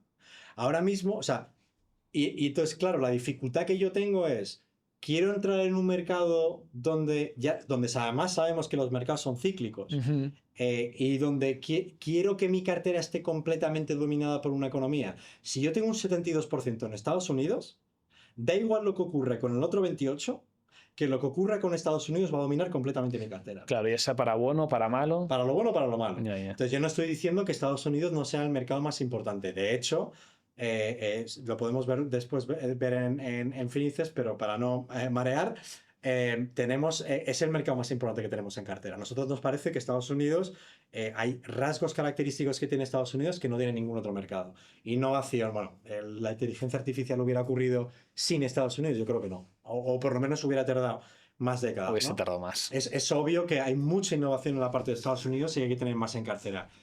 ¿Tiene que tenerlo todo? Yo creo que no. Yo creo que tiene que estar mucho más nivelado. Entonces hay productos, o sea, yo creo que la indexación, y sobre todo la indexación entendida como la representación de el tamaño del mercado bursátil, no es muy buena, es un buen comienzo para construir carteras, pero no lo es todo. Ahora bien, quiero dejarlo claro, ¿no? Hay una gran diferencia entre, hay competidores, que no es una crítica, pero hay competidores que utilizan ruta de mercado y que realmente son gestores activos. Es decir, cambian cosas. Vale. Yo quiero Europa, cambio esto, hacen cosas, hacen cambios. Nosotros creemos firmemente, sí, o sea, no solo utilicemos ruta de mercado pasiva, sino realmente creemos que somos pasivos en nuestro enfoque, ¿no? Eso, sí. De análisis de todo, ¿no? Vale, que eso entonces lo podemos sacar de ver aquí, porque quiero preguntar, ¿vale? Pues ¿cuánto estaríamos invirtiendo en Estados Unidos? Ya hemos visto la renta fija, si desliza hacia abajo. Hemos visto la renta fija corporativa muy rápido, tenemos corporativa europea, corporativa Estados Unidos, vete un poco más abajo, esos tres activos, ¿no? Tenemos el 998, 1377 y 1075, ¿no? Por ejemplo, la cartera 100% renta fija, ¿no? Pues ahí tenemos un 34,5 en corporativo, ¿no? Por poner ese ejemplo de la defensiva, ¿vale? No voy a entrar en detalle, ¿no? Europa, Estados Unidos y corto plazo, que tiene mucho sentido. Pero si vas abajo, ya empieza la renta variable. Empezamos con la renta variable. Claro, por ejemplo, en la cartera 4, que es esta de aquí, ¿no? Vale, y ahí tenemos un 27% del S&P500, que es la segunda posición. Y verás que es la posición más grande. Sí. Tiene 16, 27, 3 es lo más grande. Exacto. Bueno, y entonces, claro, si tú pusieras un 70%, o sea, si tú pusieras todo en Estados Unidos, pues tendrías claramente muy poco en otro tipo de mercados, ¿no? Entonces, se trata precisamente de diversificar porque no sabes qué es lo que va a ocurrir, pero también entendiendo que los mercados son cíclicos. Los mercados son cíclicos.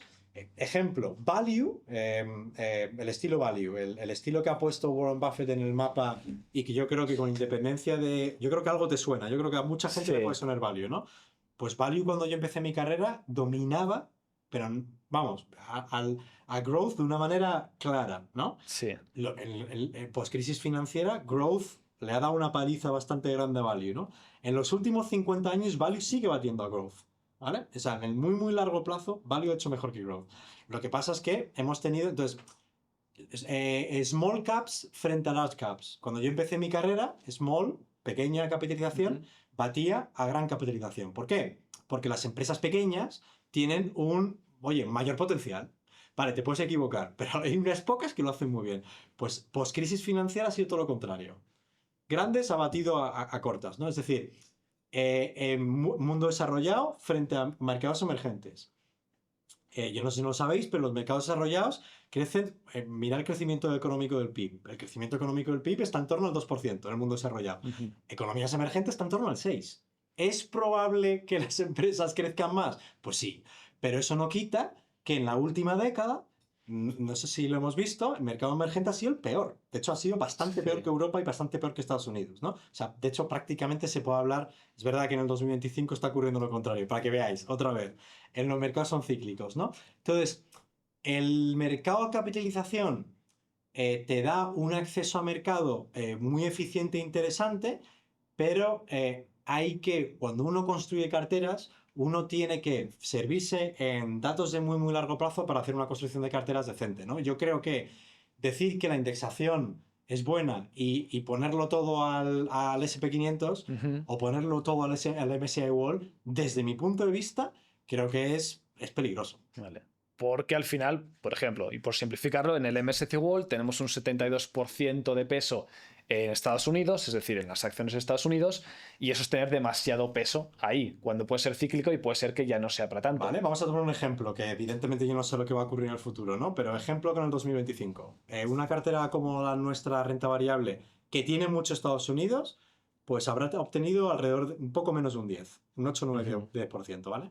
En este año el SP500, a pesar de haber dado unas rentabilidades muy buenas del 15%, la divisa ha caído mucho. No me quiero poner demasiado, pero pongamos que la divisa, pongamos que el activo te ha hecho un más 15, pero la divisa te ha quitado un 13. Vale. Y te has quedado en un 2.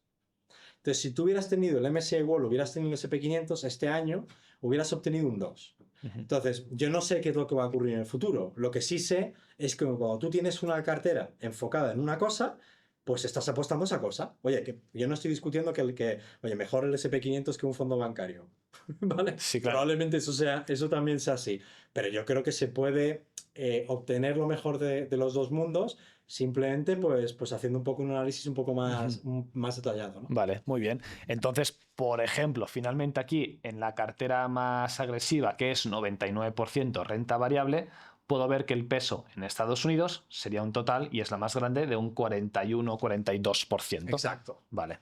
Que es, si te fijas en el gráfico que hemos visto antes, aunque no hace falta que lo pongas, es un market cap más medio con lo que ha ocurrido en las últimas 2 décadas. Muy bien. Es decir, es una representación de, oye, es verdad que es decir, darle suficiente peso a Estados Unidos porque es el mercado más importante, pero que no domine absolutamente todo lo que ocurre con la cartera. Porque entonces la cuestión es, oye, pues para eso compramos el SP500. No. Y entonces para eso, pues en vez de índices, pues hacemos una plataforma y lo cobramos al 001. Pero yo creo que de eso no va. La inversión va de que quién sabe. Y yo creo que Trump nos ha enseñado, que ya veremos, ¿no? Con independencia de cuál es de lo que creamos, ¿no? De que quizás las cosas que creamos que son inamovibles en esta vida, pues cambian, ¿no? Y yo en mi carrera nunca había visto un movimiento tan brusco de algo tan seguro como es el dólar, del bono del tesoro, que es el activo más seguro del planeta, o sea, es así, o sea, a pasar a una cosa en duda. Oye, que estamos hablando de 100 años de historia, ¿no? Entonces, claro, el poner todo tu dinero en una cosa, a mí, personalmente, me costaría. Claro.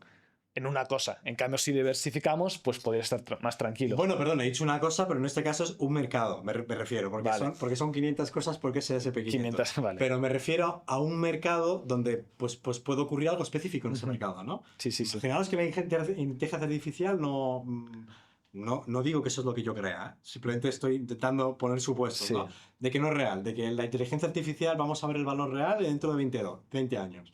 Pues bueno, entonces las valuaciones o digamos que el valor del SP500 caería no es tan mucho. grande como el que dice, y entonces pues habría una corrección. Claro. Bueno, pues tengamos más peso porque invirtamos en la inteligencia artificial teniendo un mayor peso en Estados Unidos, pero que no sea la única apuesta, ¿no? Muy bien. Vale, pues esto de la estrategia global, todo entendido. Y por último, veía aquí que estaba estrategias temáticas, que yo no lo he visto en otros sitios, plataformas así similares de inversión. Así que quería preguntarte qué es exactamente esto. Vale, pues las estrategias temáticas realmente son inversiones que están orientadas a invertir en sectores o estilos específicos, ¿vale? Entonces, después de todo lo que te he contado acerca de la estrategia global, que te he dicho que evidentemente somos firmemente o creemos firmemente en la indexación. Pues ¿por qué? Pues porque tenemos una capacidad de poder invertir globalmente, diversificadamente, donde somos capaces, no tenemos que elegir los ganadores ya los tenemos ahí porque tenemos a las empresas más grandes. Los tenemos a todos también. Los tenemos a todos. Y además, incluso con independencia de qué sectores sean los del futuro, los tenemos, porque si tecnología hace peor y salud y finanzas hacen mejor, pues los tendremos también, porque serán... No diversificamos clasificamos solo en países, regiones, en sino sectores, es decir, zonas geográficas, sectores, de todo, ¿no? Todo ahí mezclado, ¿no?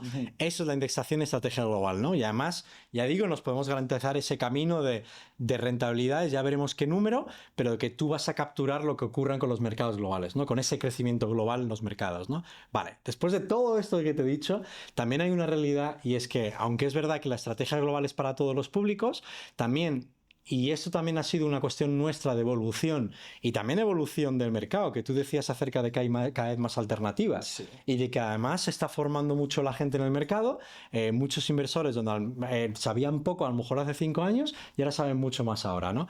Y entonces hay mucho inversor que busca otras cosas, que quiere complementar la indexación. Muchos de nuestros inversores pues nos hablan de otro tipo de estrategias, ¿no? Entonces ahí es donde las estrategias temáticas empiezan, ¿no? O vienen quizás a complementar la estrategia indexada. Estamos estudiando una serie de estilos o sectores donde podemos, digamos de alguna manera, mejorar lo que ya hay. Hemos lanzado una que se llama USA Plus, que tiene que ver con invertir en... ¿Eso está dentro aquí? O sea, si clico... Sí, se ve ahí la primera pestañita, también se ve USA Plus, donde invertimos pero yo lo cuento, en los 3 índices mayoritarios de Estados Unidos. Realmente estás invirtiendo en el S&P 500, pero también estás invirtiendo en el MSCI USA y en el MSCI Norteamérica. Se trata de... Si tú ya tienes un sesgo hacia Estados Unidos, pues invierte de manera eficiente, pasiva. Esto no lo hemos hecho tanto para el que ya tiene un ETF o tiene un fondo indexado en el S&P 500, o sea, si es estrategia global, ya porque, estoy ahí. Porque ya lo tienes. Esto lo hemos hecho porque a nosotros nos ha chocado bastante el descubrir que en el mercado había miles de millones invertidos en fondos bancarios en Estados Unidos, en fondos de entidades tradicionales, donde están haciendo un 100, 200, 300% menos que el S&P 500 o menos que el mercado americano.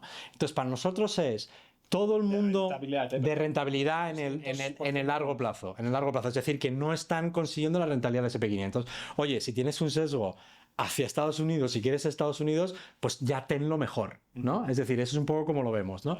Entonces, no todo el mundo tiene la capacidad para entrar en una plataforma y elegir un ISIN. No todo el mundo, o sea, hay gente, yo creo que la gente joven sí, pero hay muchísima gente que no lo tiene tan fácil. Entonces queríamos dar... ¿Tienen un ISIN qué es? Perdón, un ISIN es el código del fondo de inversión. O en el caso de compras un ETF, disculpa que ahí me voy a nomenclatura rara, o en el caso de una acción o un ETF es un ticker, ¿no? Vale. Es decir, pues hay muchos, hay que elegir, ¿no? Y hay mucha gente que no le gusta hacer eso. Entonces hemos intentado...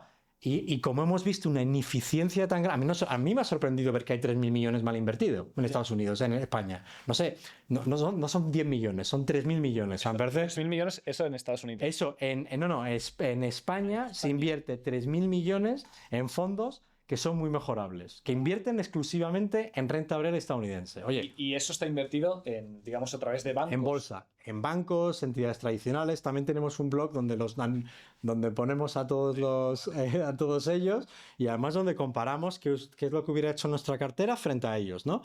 Y están pues todas las grandes empresas que todos conocemos, donde todos nuestros familiares han tenido dinero durante épocas y épocas y décadas, ¿no? Eso USA Plus, Inmobiliario Internacional, ahí fue un... Vale, perdón, todo esto era como una temática, USA Plus. Sí, es USA Plus. Que yo, aparte o solo, puedo invertir en esta cartera temática. Claro, eso es para el que no quiere una estrategia global y lo que busca es una estrategia orientada específicamente a Estados Unidos. Me gusta más, yo quiero Estados Unidos. Ya tengo otras cosas y quiero más. Como nosotros lo vendemos, no es tanto eso, lo vendemos con que tú ya tengas una posición que venga de fuera. A nuestros propios clientes le decimos, por supuesto, no hagas esto. Tú ya tienes una estrategia global. O sea, la estrategia global ya te cubre. Aquí lo que estamos intentando es al que ya que tienes algo que es malo, ya que tienes un sesgo equivocado, tráetelo aquí que está mejor de lo que tú tienes. Mira, ni siquiera voy a convencerte de que es mejor una estrategia global, pero mira, si lo tienes, cógete este que es simplemente lo mismo, pero mejor. O imagínate, exacto. Y mejor se refiere a menos comisiones. Menos comisiones, mucha más diversificación, con una gran capacidad de poder, ya te digo, hemos hecho un análisis de lo que han hecho todos los demás fondos a distintos periodos temporales. Los números son son horrendos para el otro lado. O sea, estamos hablando de un 2-3% anualizado menos. O sea, es que es que no es justificable. O sea, no sé qué estás haciendo, pero no deberías haber lanzado esa... Entonces hay mucha gente que tiene, pero ya digo, en entidades tradicionales grandes, potentes, porque 3.000 y pico millones no lo tiene una entidad pequeña, ¿no? Y eso significa que hay miles y miles y miles de inversores mal invertidos. Entonces, esos miles y miles de inversores a lo mejor no son capaces de ir a una plataforma a comprar un fondo. Digo, en el supuesto que quieran un fondo como Estados Unidos, ¿no? Entonces, a mí me parece que esto es abrir más las puertas para que nos descubran y poder ayudar a un grupo de inversores que creo que a lo mejor se han quedado, que creen que a lo mejor ese fondo es bueno, porque claro, en comparación con otros fondos, pues es mejor Estados Unidos que Europa, ¿no? O sea, quiero decir, pero no quita que es un mal fondo, porque si lo comparas con lo que realmente ha dado Estados Unidos, es mal fondo. Es decir, es un buen fondo, porque Claro, o a sea, lo mejor... le está dando rentabilidad, pero si lo comparan simplemente con en el dejarlo SP500, en un SP500, pues están fatal. perdiendo ahí. Vale, entonces, esto ya digo que estaba pensado para, ya digo, es intentar buscar ineficiencias en el mercado español, donde hay un grupo de inversores que estén invirtiendo ahí, donde creemos que podemos ayudar. Esa es un poco la idea, ¿vale? Pero luego nuestros clientes, o sea, todo el mundo está en estrategia global porque entienden que eso es, o la mayor parte está en estrategia global. Lo que pasa es que y también hay muchas otras casuísticas que son inversores profesionales, donde quizás a lo mejor ellos, tú imagínate un cliente donde tiene exposición a Europa porque tiene una empresa él mismo. Y él puede decidir que no quiere Europa. Me lo estoy inventando, ¿vale? Pues a lo mejor busca otro tipo de exposición. Entonces, ¿puede haber razones por las que alguien busca una exposición específica? Sí. O porque tiene en otra entidad y quiere contigo solo una cosa, ¿no? Nos hemos encontrado también inversor profesional sofisticado donde solo quiere una cosa. Vale. Las hay. Sí, tiene sentido. Me ha gustado ese ejemplo de, mira, yo ya tengo una empresa muy potente en Europa, estoy muy expuesto a Europa, quiero ahora compensarlo o tener exposición a Estados Unidos concretamente. Está muy bien.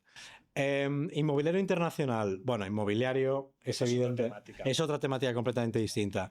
Inmobiliario internacional, bueno, es evidente que esto es muy distinto a lo que nosotros entendemos por inmobiliario en España. Esto es REITs o SOCIMI, lo cual es un activo líquido, ¿vale? Es decir, es como una acción que se puede comprar y vender, ¿vale? La gran diferencia es lo que hay dentro. Lo que hay dentro es activos de todo el mundo, ¿vale? Y también al ser indexado, lo que está ocurriendo es que si en el pasado estos productos estaban llenos de oficinas y de hoteles, en la actualidad estamos viendo que hay muchas universidades. Vale, porque, perdón, este producto al final que es invertir en empresas que tienen edificios Exacto. comerciales, que tienen oficinas. Exacto. Ahí me explico. Imaginaros que existen unas empresas en las que para tener esa categoría que se llaman SOCIMIs, donde para ser SOCIMIs te obligan a distribuir una gran parte de los ingresos que tú tienes. Eso es, oye, para darte yo una serie de beneficios fiscales, pues te obligo a tener que distribuir todo eso a los inversores, ¿vale? Entonces, al final, lo que hay dentro de esas empresas es activo de verdad, es activo físico. Entonces, la manera, yo me atrevería a decir, la única manera indexada, ya que hemos estado hablando de indexado del SP500, de comprar 500 acciones, bueno, pues es la manera indexada de poder comprar activos, propiedades, ¿vale? De manera indexada a nivel global. Es a través de este tipo de empresas que a su vez tienen miles de activos dentro, ¿vale? Entonces, estas carteras se están invirtiendo a ver si me acuerdo, pero en cientos y cientos de SOCIMIs esparcidos en todo el mundo, donde dentro de estas SOCIMIs, cada una pues, hay diversificadas, pero hay algunas que se concentran en sectores específicos. Decía que ha cambiado mucho porque si uno lo... Pero, bueno, para empezar, hay poco residencial, es decir, es más comercial. Lo que quiero decir es que no es un activo que se compre para alquilar y donde viva la gente, ¿vale? Hay muchas más otras cosas que eso, pues las cosas... Oficinas de pues, trabajo. Claro, o sea, antiguamente eran muchas oficinas y muchos hoteles. ¿Qué está ocurriendo? ¿Qué ha ocurrido? Que no es de extrañar que ahora mismo hay mucho centro de datos, hay mucho logístico, es decir, también muta, ¿vale? Porque lo bueno que tenemos con la indexación es, que eso no lo he explicado, ¿no? Pero claro, la indexación, si fijamos el SP500 lo que había en los años 80, ¿qué creemos que había? Pues no había tecnología. De hecho, había en el top 10, si no me equivoco, IBM era la única empresa en el top 10. Había 7 empresas petrolíferas, ¿vale? En el 2025, ¿cuántas empresas de energía hay? Yo no sé si hay una, no creo que haya ninguna. Hay un montón, en cambio, de tecnológicas. Y todas tecnológicas, ¿no? Pues lo mismo con este tipo de activo, lo que está ocurriendo es exactamente lo mismo. Ahora estamos invertidos en aquellos activos físicos que está utilizando el ser humano, pues, oye, pues ha utilizado unas cosas de una manera y las utiliza de otra manera. Entonces, lo interesante con este activo es que se puede invertir de una manera distinta a lo que es el tipo de alquiler, el tipo, bueno, y sobre todo que estamos en máximos y que yo creo que hay mucha gente que nos está escuchando, no sé si que tendrá dificultades a la hora de comprar una vivienda, ¿no? Y esto no deja de ser de tener una exposición a algo distinto, donde además tiene una serie de dividendos, donde al final tú estás cogiendo un centro de datos y lo estás, o un centro logístico y se lo estás alquilando a Amazon. Por poner un ejemplo, hay más cosas, ¿no? Universidades, hospitales, grupos diversificados, locales comerciales, aquí está, y esparcidos en todo el mundo, ¿vale? O sea, esto es todo el mundo. Los dividendos están en torno al 4,1%, porque como es un activo en el que te obligan a repartir dividendos para tener un tipo impositivo fiscalmente más favorable, digamos, Que sean una SOCIMI y todo eso. para que sea una SOCIMI, pues entonces, y con ese 4,1%, ¿qué haces? Compras más participaciones. Entonces, es un activo muy interesante porque realmente no dependes tanto de lo que ocurra con este activo en el futuro, porque tú lo que estás haciendo es reinvirtiendo tu propio dividendo. No es como una acción donde tú dependes de Apple, pues es que estás dependiendo de que vendan iPhones y de que sean capaces de vender sus servicios en la plataforma. Si lo hacen mal, no creo que la acción suba, ¿no? Sí. Con este tipo de activo lo que haces es al final, oye, pues ayudas a reinviertes esos dividendos, por lo tanto la fuente de ingresos de este tipo de activo es bastante distinto. Rentabilidades han sufrido bastante en el corto plazo porque hemos tenido el COVID, nos hemos quedado en casa, la crisis financiera pues se cebó, no sé si lo sabéis, pero empezó con el subprime, la deuda pues de un tipo de parte de vivienda en Estados Unidos, ¿vale? Pero en el muy, muy largo plazo se ha comportado de manera bastante parecida a lo que es la renta variable global, ¿vale? Y porque es una, digamos, cartera temática. Es decir, no estamos invirtiendo en esto en nuestra estrategia. Sí, actual. introducimos una pequeña introducción porque sí que entendemos que hay una parte de diversificación. Pero de nuevo es si alguien... Pero de nuevo en eso. oye, es una temática que alguien busca específicamente porque le interesa, porque quiere diversificar, porque realmente es un activo que funciona bastante distinto, ¿no? Entonces se trata de complementar, se trata de dar, quizás, vuelvo a repetir, no creo que sea una cartera para todos los públicos, también mencionar que tanto USA Plus como Inmobiliario Internacional son carteras 100% renta variable, por tanto solo están disponibles para el perfil 6, para el perfil más atrevido. Vale. O sea, si tú tienes perfiles más conservadores no puedes acceder a esto. Esto va para, yo creo, para un perfil más sofisticado o que quieras complementar de alguna manera tus carteras, ¿vale? Una temática distinta. Que por eso es una estrategia temática. Exacto. Y por último, ya Top Value España, ¿vale? Que si ya estábamos hablando antes de que seamos gestores pasivos, pues yo creo que yo me atrevería a decir que lo que mejor representa la gestión activa, que no sé si estás de acuerdo conmigo, es el estilo value. Vale, porque definamos top value, ¿qué significa exactamente? Vale, nosotros, ya digo, nosotros no creemos que sea una batalla entre la gestión activa y la gestión pasiva. Lo que pasa es que la gestión activa, como ya hemos visto, tiende a estar por debajo de la gestión pasiva. Sí. ¿Eso quiere decir que toda la gestión activa es mala? Yo creo que no. Y yo creo que los datos lo demuestran. El ejemplo más claro es Warren Buffett, donde ha puesto en... Yo no sé, yo creo que yo creo que no va a volver a ocurrir en la historia de la humanidad y me atrevo no solo a decir cosas de esta manera, pero es que yo creo que generar un 20% anualizado durante 6 décadas no es posible. Y eso es lo que ha hecho una persona como Warren Buffett, ¿no? Entonces el estilo que él ha seguido es el estilo value, ¿no? El estilo value es la representación de... ¿Qué es value? Value al final es el intentar identificar, eso sí que es, te ponen el gorro de gestor activo. Sí voy a ver si esta empresa está infravalorada para yo invertir ahora porque va a crecer más que el resto. Eso es buscar en el mercado empresas, analizarlas, ponerles un precio y comparar el precio que tú crees que vale algo con el precio de mercado. Si yo creo que esto vale 100 y voy al mercado y vale 50, oye, pues eso no está mal, ¿no? Puedo hacer un 100%. Hay valor. Pues compro. Hay valor, hay value, exacto, ¿vale? Y entonces eso es lo que hace el estilo value. El estilo value es probablemente el estilo que, bueno, es prácticamente centenario, desde que desde que ya hay libros en los años 20 en Estados Unidos, o sea, ya no sé si exactamente 100 años, pero ya se va acercando a 100 años, y donde además en España ha tenido la verdad es que una tendencia bastante buena. Es decir, hay buenos gestores value en España. Es una tendencia donde empezó todo con Bestinver, no sé si los conoces, con Francisco García Paramés, donde además las rentabilidades que tuvo en los años 90 y en el principio del 2000 fueron muy, muy buenas. Y a raíz de ahí también ha habido muchos equipos bastante interesantes. Es decir, es una categoría que ha demostrado en el muy, muy largo plazo que tiene valor. Hay unos gestores españoles que han demostrado, en este caso españoles porque nos enfocamos en España, donde hay valor y donde además hay 10.000 millones bajo gestión de inversión, se dice pronto, creo yo. Hemos dicho antes que hay poco español invirtiendo, oye, pues 10.000 millones es un número relevante, y donde hay eso es nuestro análisis, donde hay más de 100.000 inversores invertidos en la categoría. Vale. ¿Pero qué es exactamente? ¿O cómo, en qué estaríamos invirtiendo nuestro dinero que va aquí? Te cuento. Entonces, nosotros también lo bueno que hemos tenido con estas temáticas es que eso ha sido una evolución. Esto nosotros no hemos llegado a un momento y hemos dicho, vamos a crear temáticas. No. La realidad es que ha sido también hablando con nuestros inversores, donde al final tú ya llevas 7, 8 años en el mercado. Hemos hablado con mucho inversor, o sea, ya tenemos más de 20.000 inversores, entonces muchos inversores nos han contado su experiencia, su feedback, sus problemas, las cosas que hacen, ¿no? Porque al final somos una empresa pro cliente y donde entendemos pues, que hay que escuchar, ¿no? Si tú no escuchas, pues vas mal, ¿no? Es una cuestión lógica, ¿no? Escucha lo que dicen tus clientes que a lo mejor algo saben, ¿no? Entonces, muchos inversores pues tienen estas temáticas, pero les cuesta.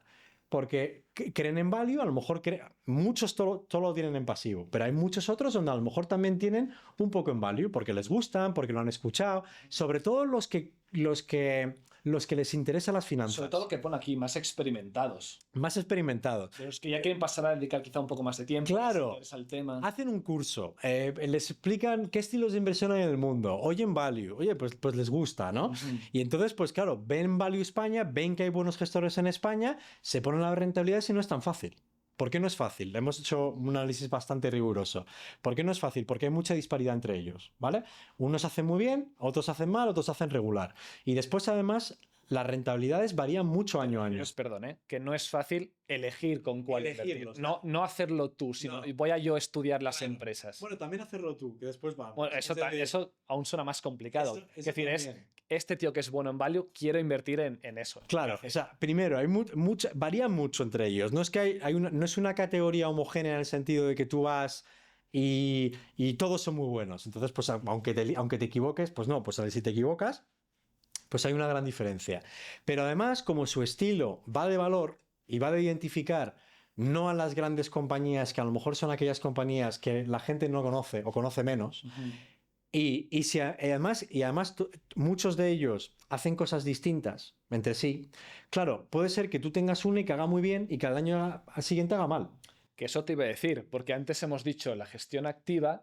Hago unos fondos que sí que han batido al índice. Claro. Y yo te he dicho, pues ¿por qué no invertimos en esos? Claro. Tú me has dicho, porque a lo largo del tiempo es probable que los que lo han hecho bien ahora ya no lo hagan bien en el futuro. Entonces, pues con esto, tú eliges uno, tienes un más 20 y feliz. El siguiente año llegas...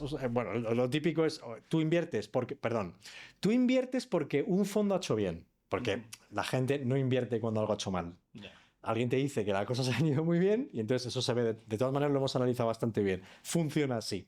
Hay una rentabilidad positiva y entonces hay un flujo neto positivo. ¿Por qué? Porque salen los periódicos, salen en todos lados. Es así. O sea, un ser humano no invierte en cosas que hacen mal, invierte en cosas que hacen bien, ¿no? Entonces, tú sigues el performance chasing, que se llama, ¿no? Entonces, tú sigues las rentabilidades porque tú sigues a la rentabilidad, ¿no?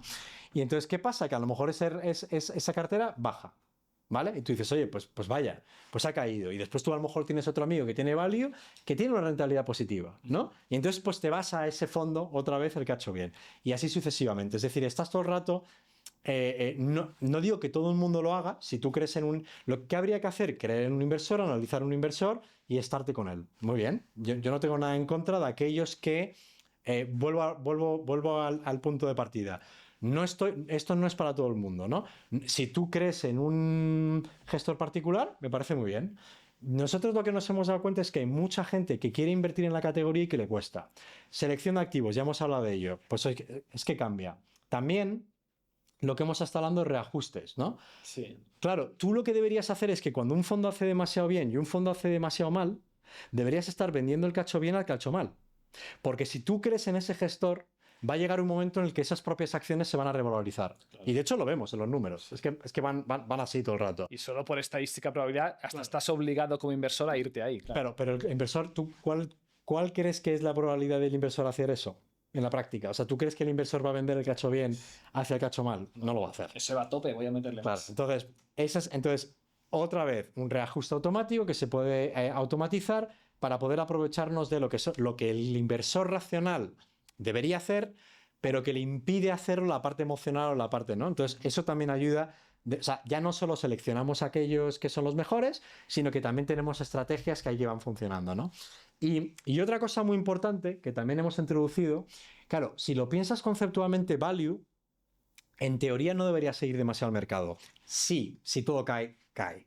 Pero en teoría no debería seguir al mercado, porque si sigue al mercado es que no es value. Es decir, si yo tengo un fondo value y tengo el mercado y esto cae un menos 20, no digo el pico, porque a lo mejor el pico del susto todo el mundo vende, entonces en el susto todo el mundo vende, ¿vale? Pero si termina el año exactamente igual, y sobre todo eso se ve con las correlaciones, que es una cuestión estadística, que es intentar ver cuando una cosa baja, si esto baja, ¿no? Entonces tú ves patrones de bajadas y de subidas para ver si siempre baja y siempre sube, ¿no? Entonces si ves que está muy correlacionado, podríamos llegar a la conclusión de que el gestor value no es value. Lo que está haciendo es replicar el mercado. Exacto. No, lo que está haciendo es cobrar un 1,5% y lo que está haciendo es decir que soy value pero no lo soy, ¿vale? Entonces, aquí lo que hemos sido es bastante rigurosos a la hora de intentar ver aquellos gestores que realmente, vuelvo a repetir, que creemos que son, que hacen gestión value, ¿vale? Entonces habrá algunos que no los hemos incluido y de repente, y hay otros que estamos valorando, pero que aquellos que realmente estamos seguros y que, oye, que han demostrado, también tenemos un elemento bastante fiduciario con nuestros clientes.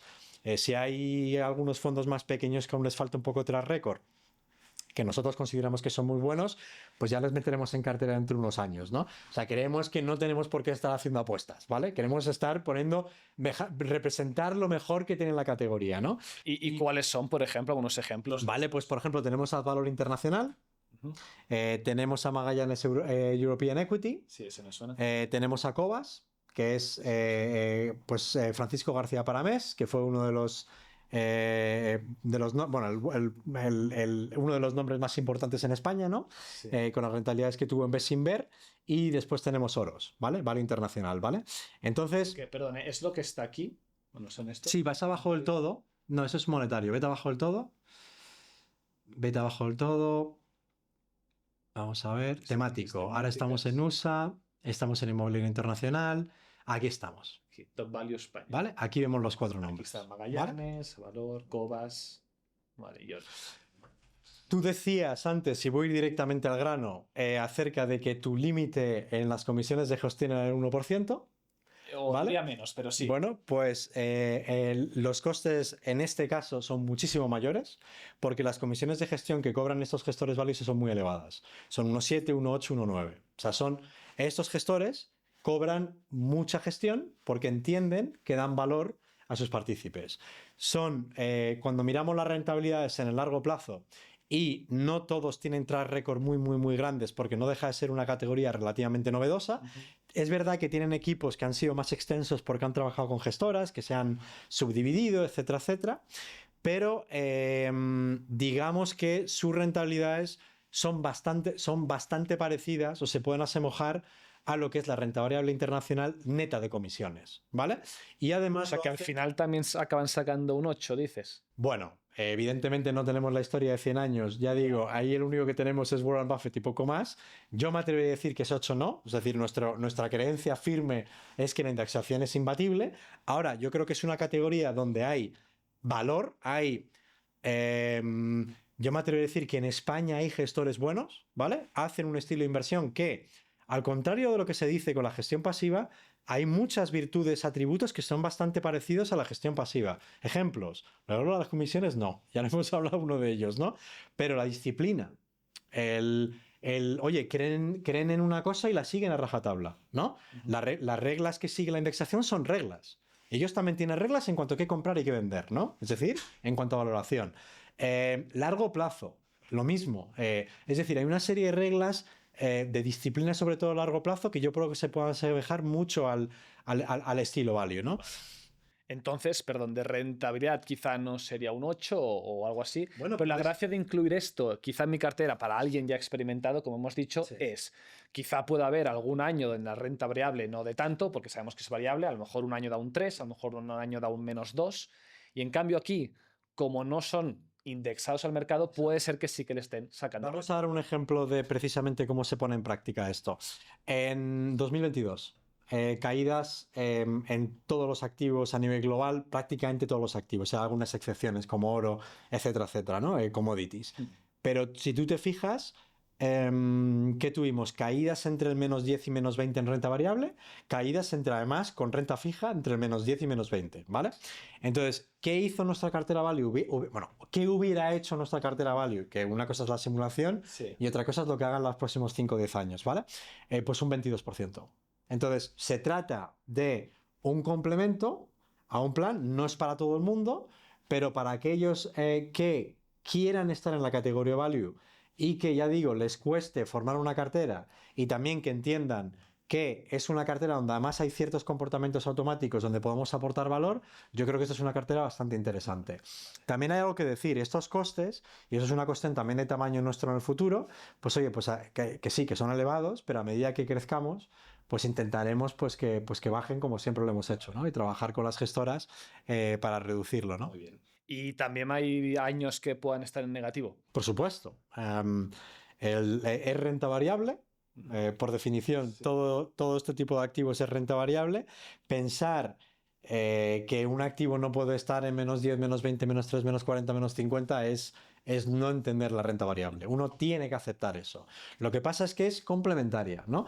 Lo bueno que tenemos al haber introducido distintas gestoras es que realmente tienden a comportarse, como ya digo, de manera bastante asíncrona, ¿no? O sea, como uno muy bien y uno bastante mal.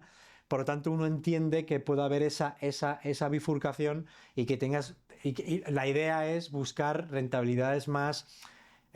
No tan dispares entre sí, ¿no? Sí. Porque si nosotros analizamos la categoría, vemos mucha dispersión, o sea, mucha diferencia entre el más y el menos, y nosotros intentamos estar en el medio, ¿no? O sea, intentamos, si lo piensa, si uno imagina muchos puntitos en la parte de arriba, muchos puntitos en la parte de abajo, intentamos estar lo más cercano a la parte de arriba, pero con menos variación de puntitos, año a año. Vale. Esa es un poco la idea, ¿no? Ok.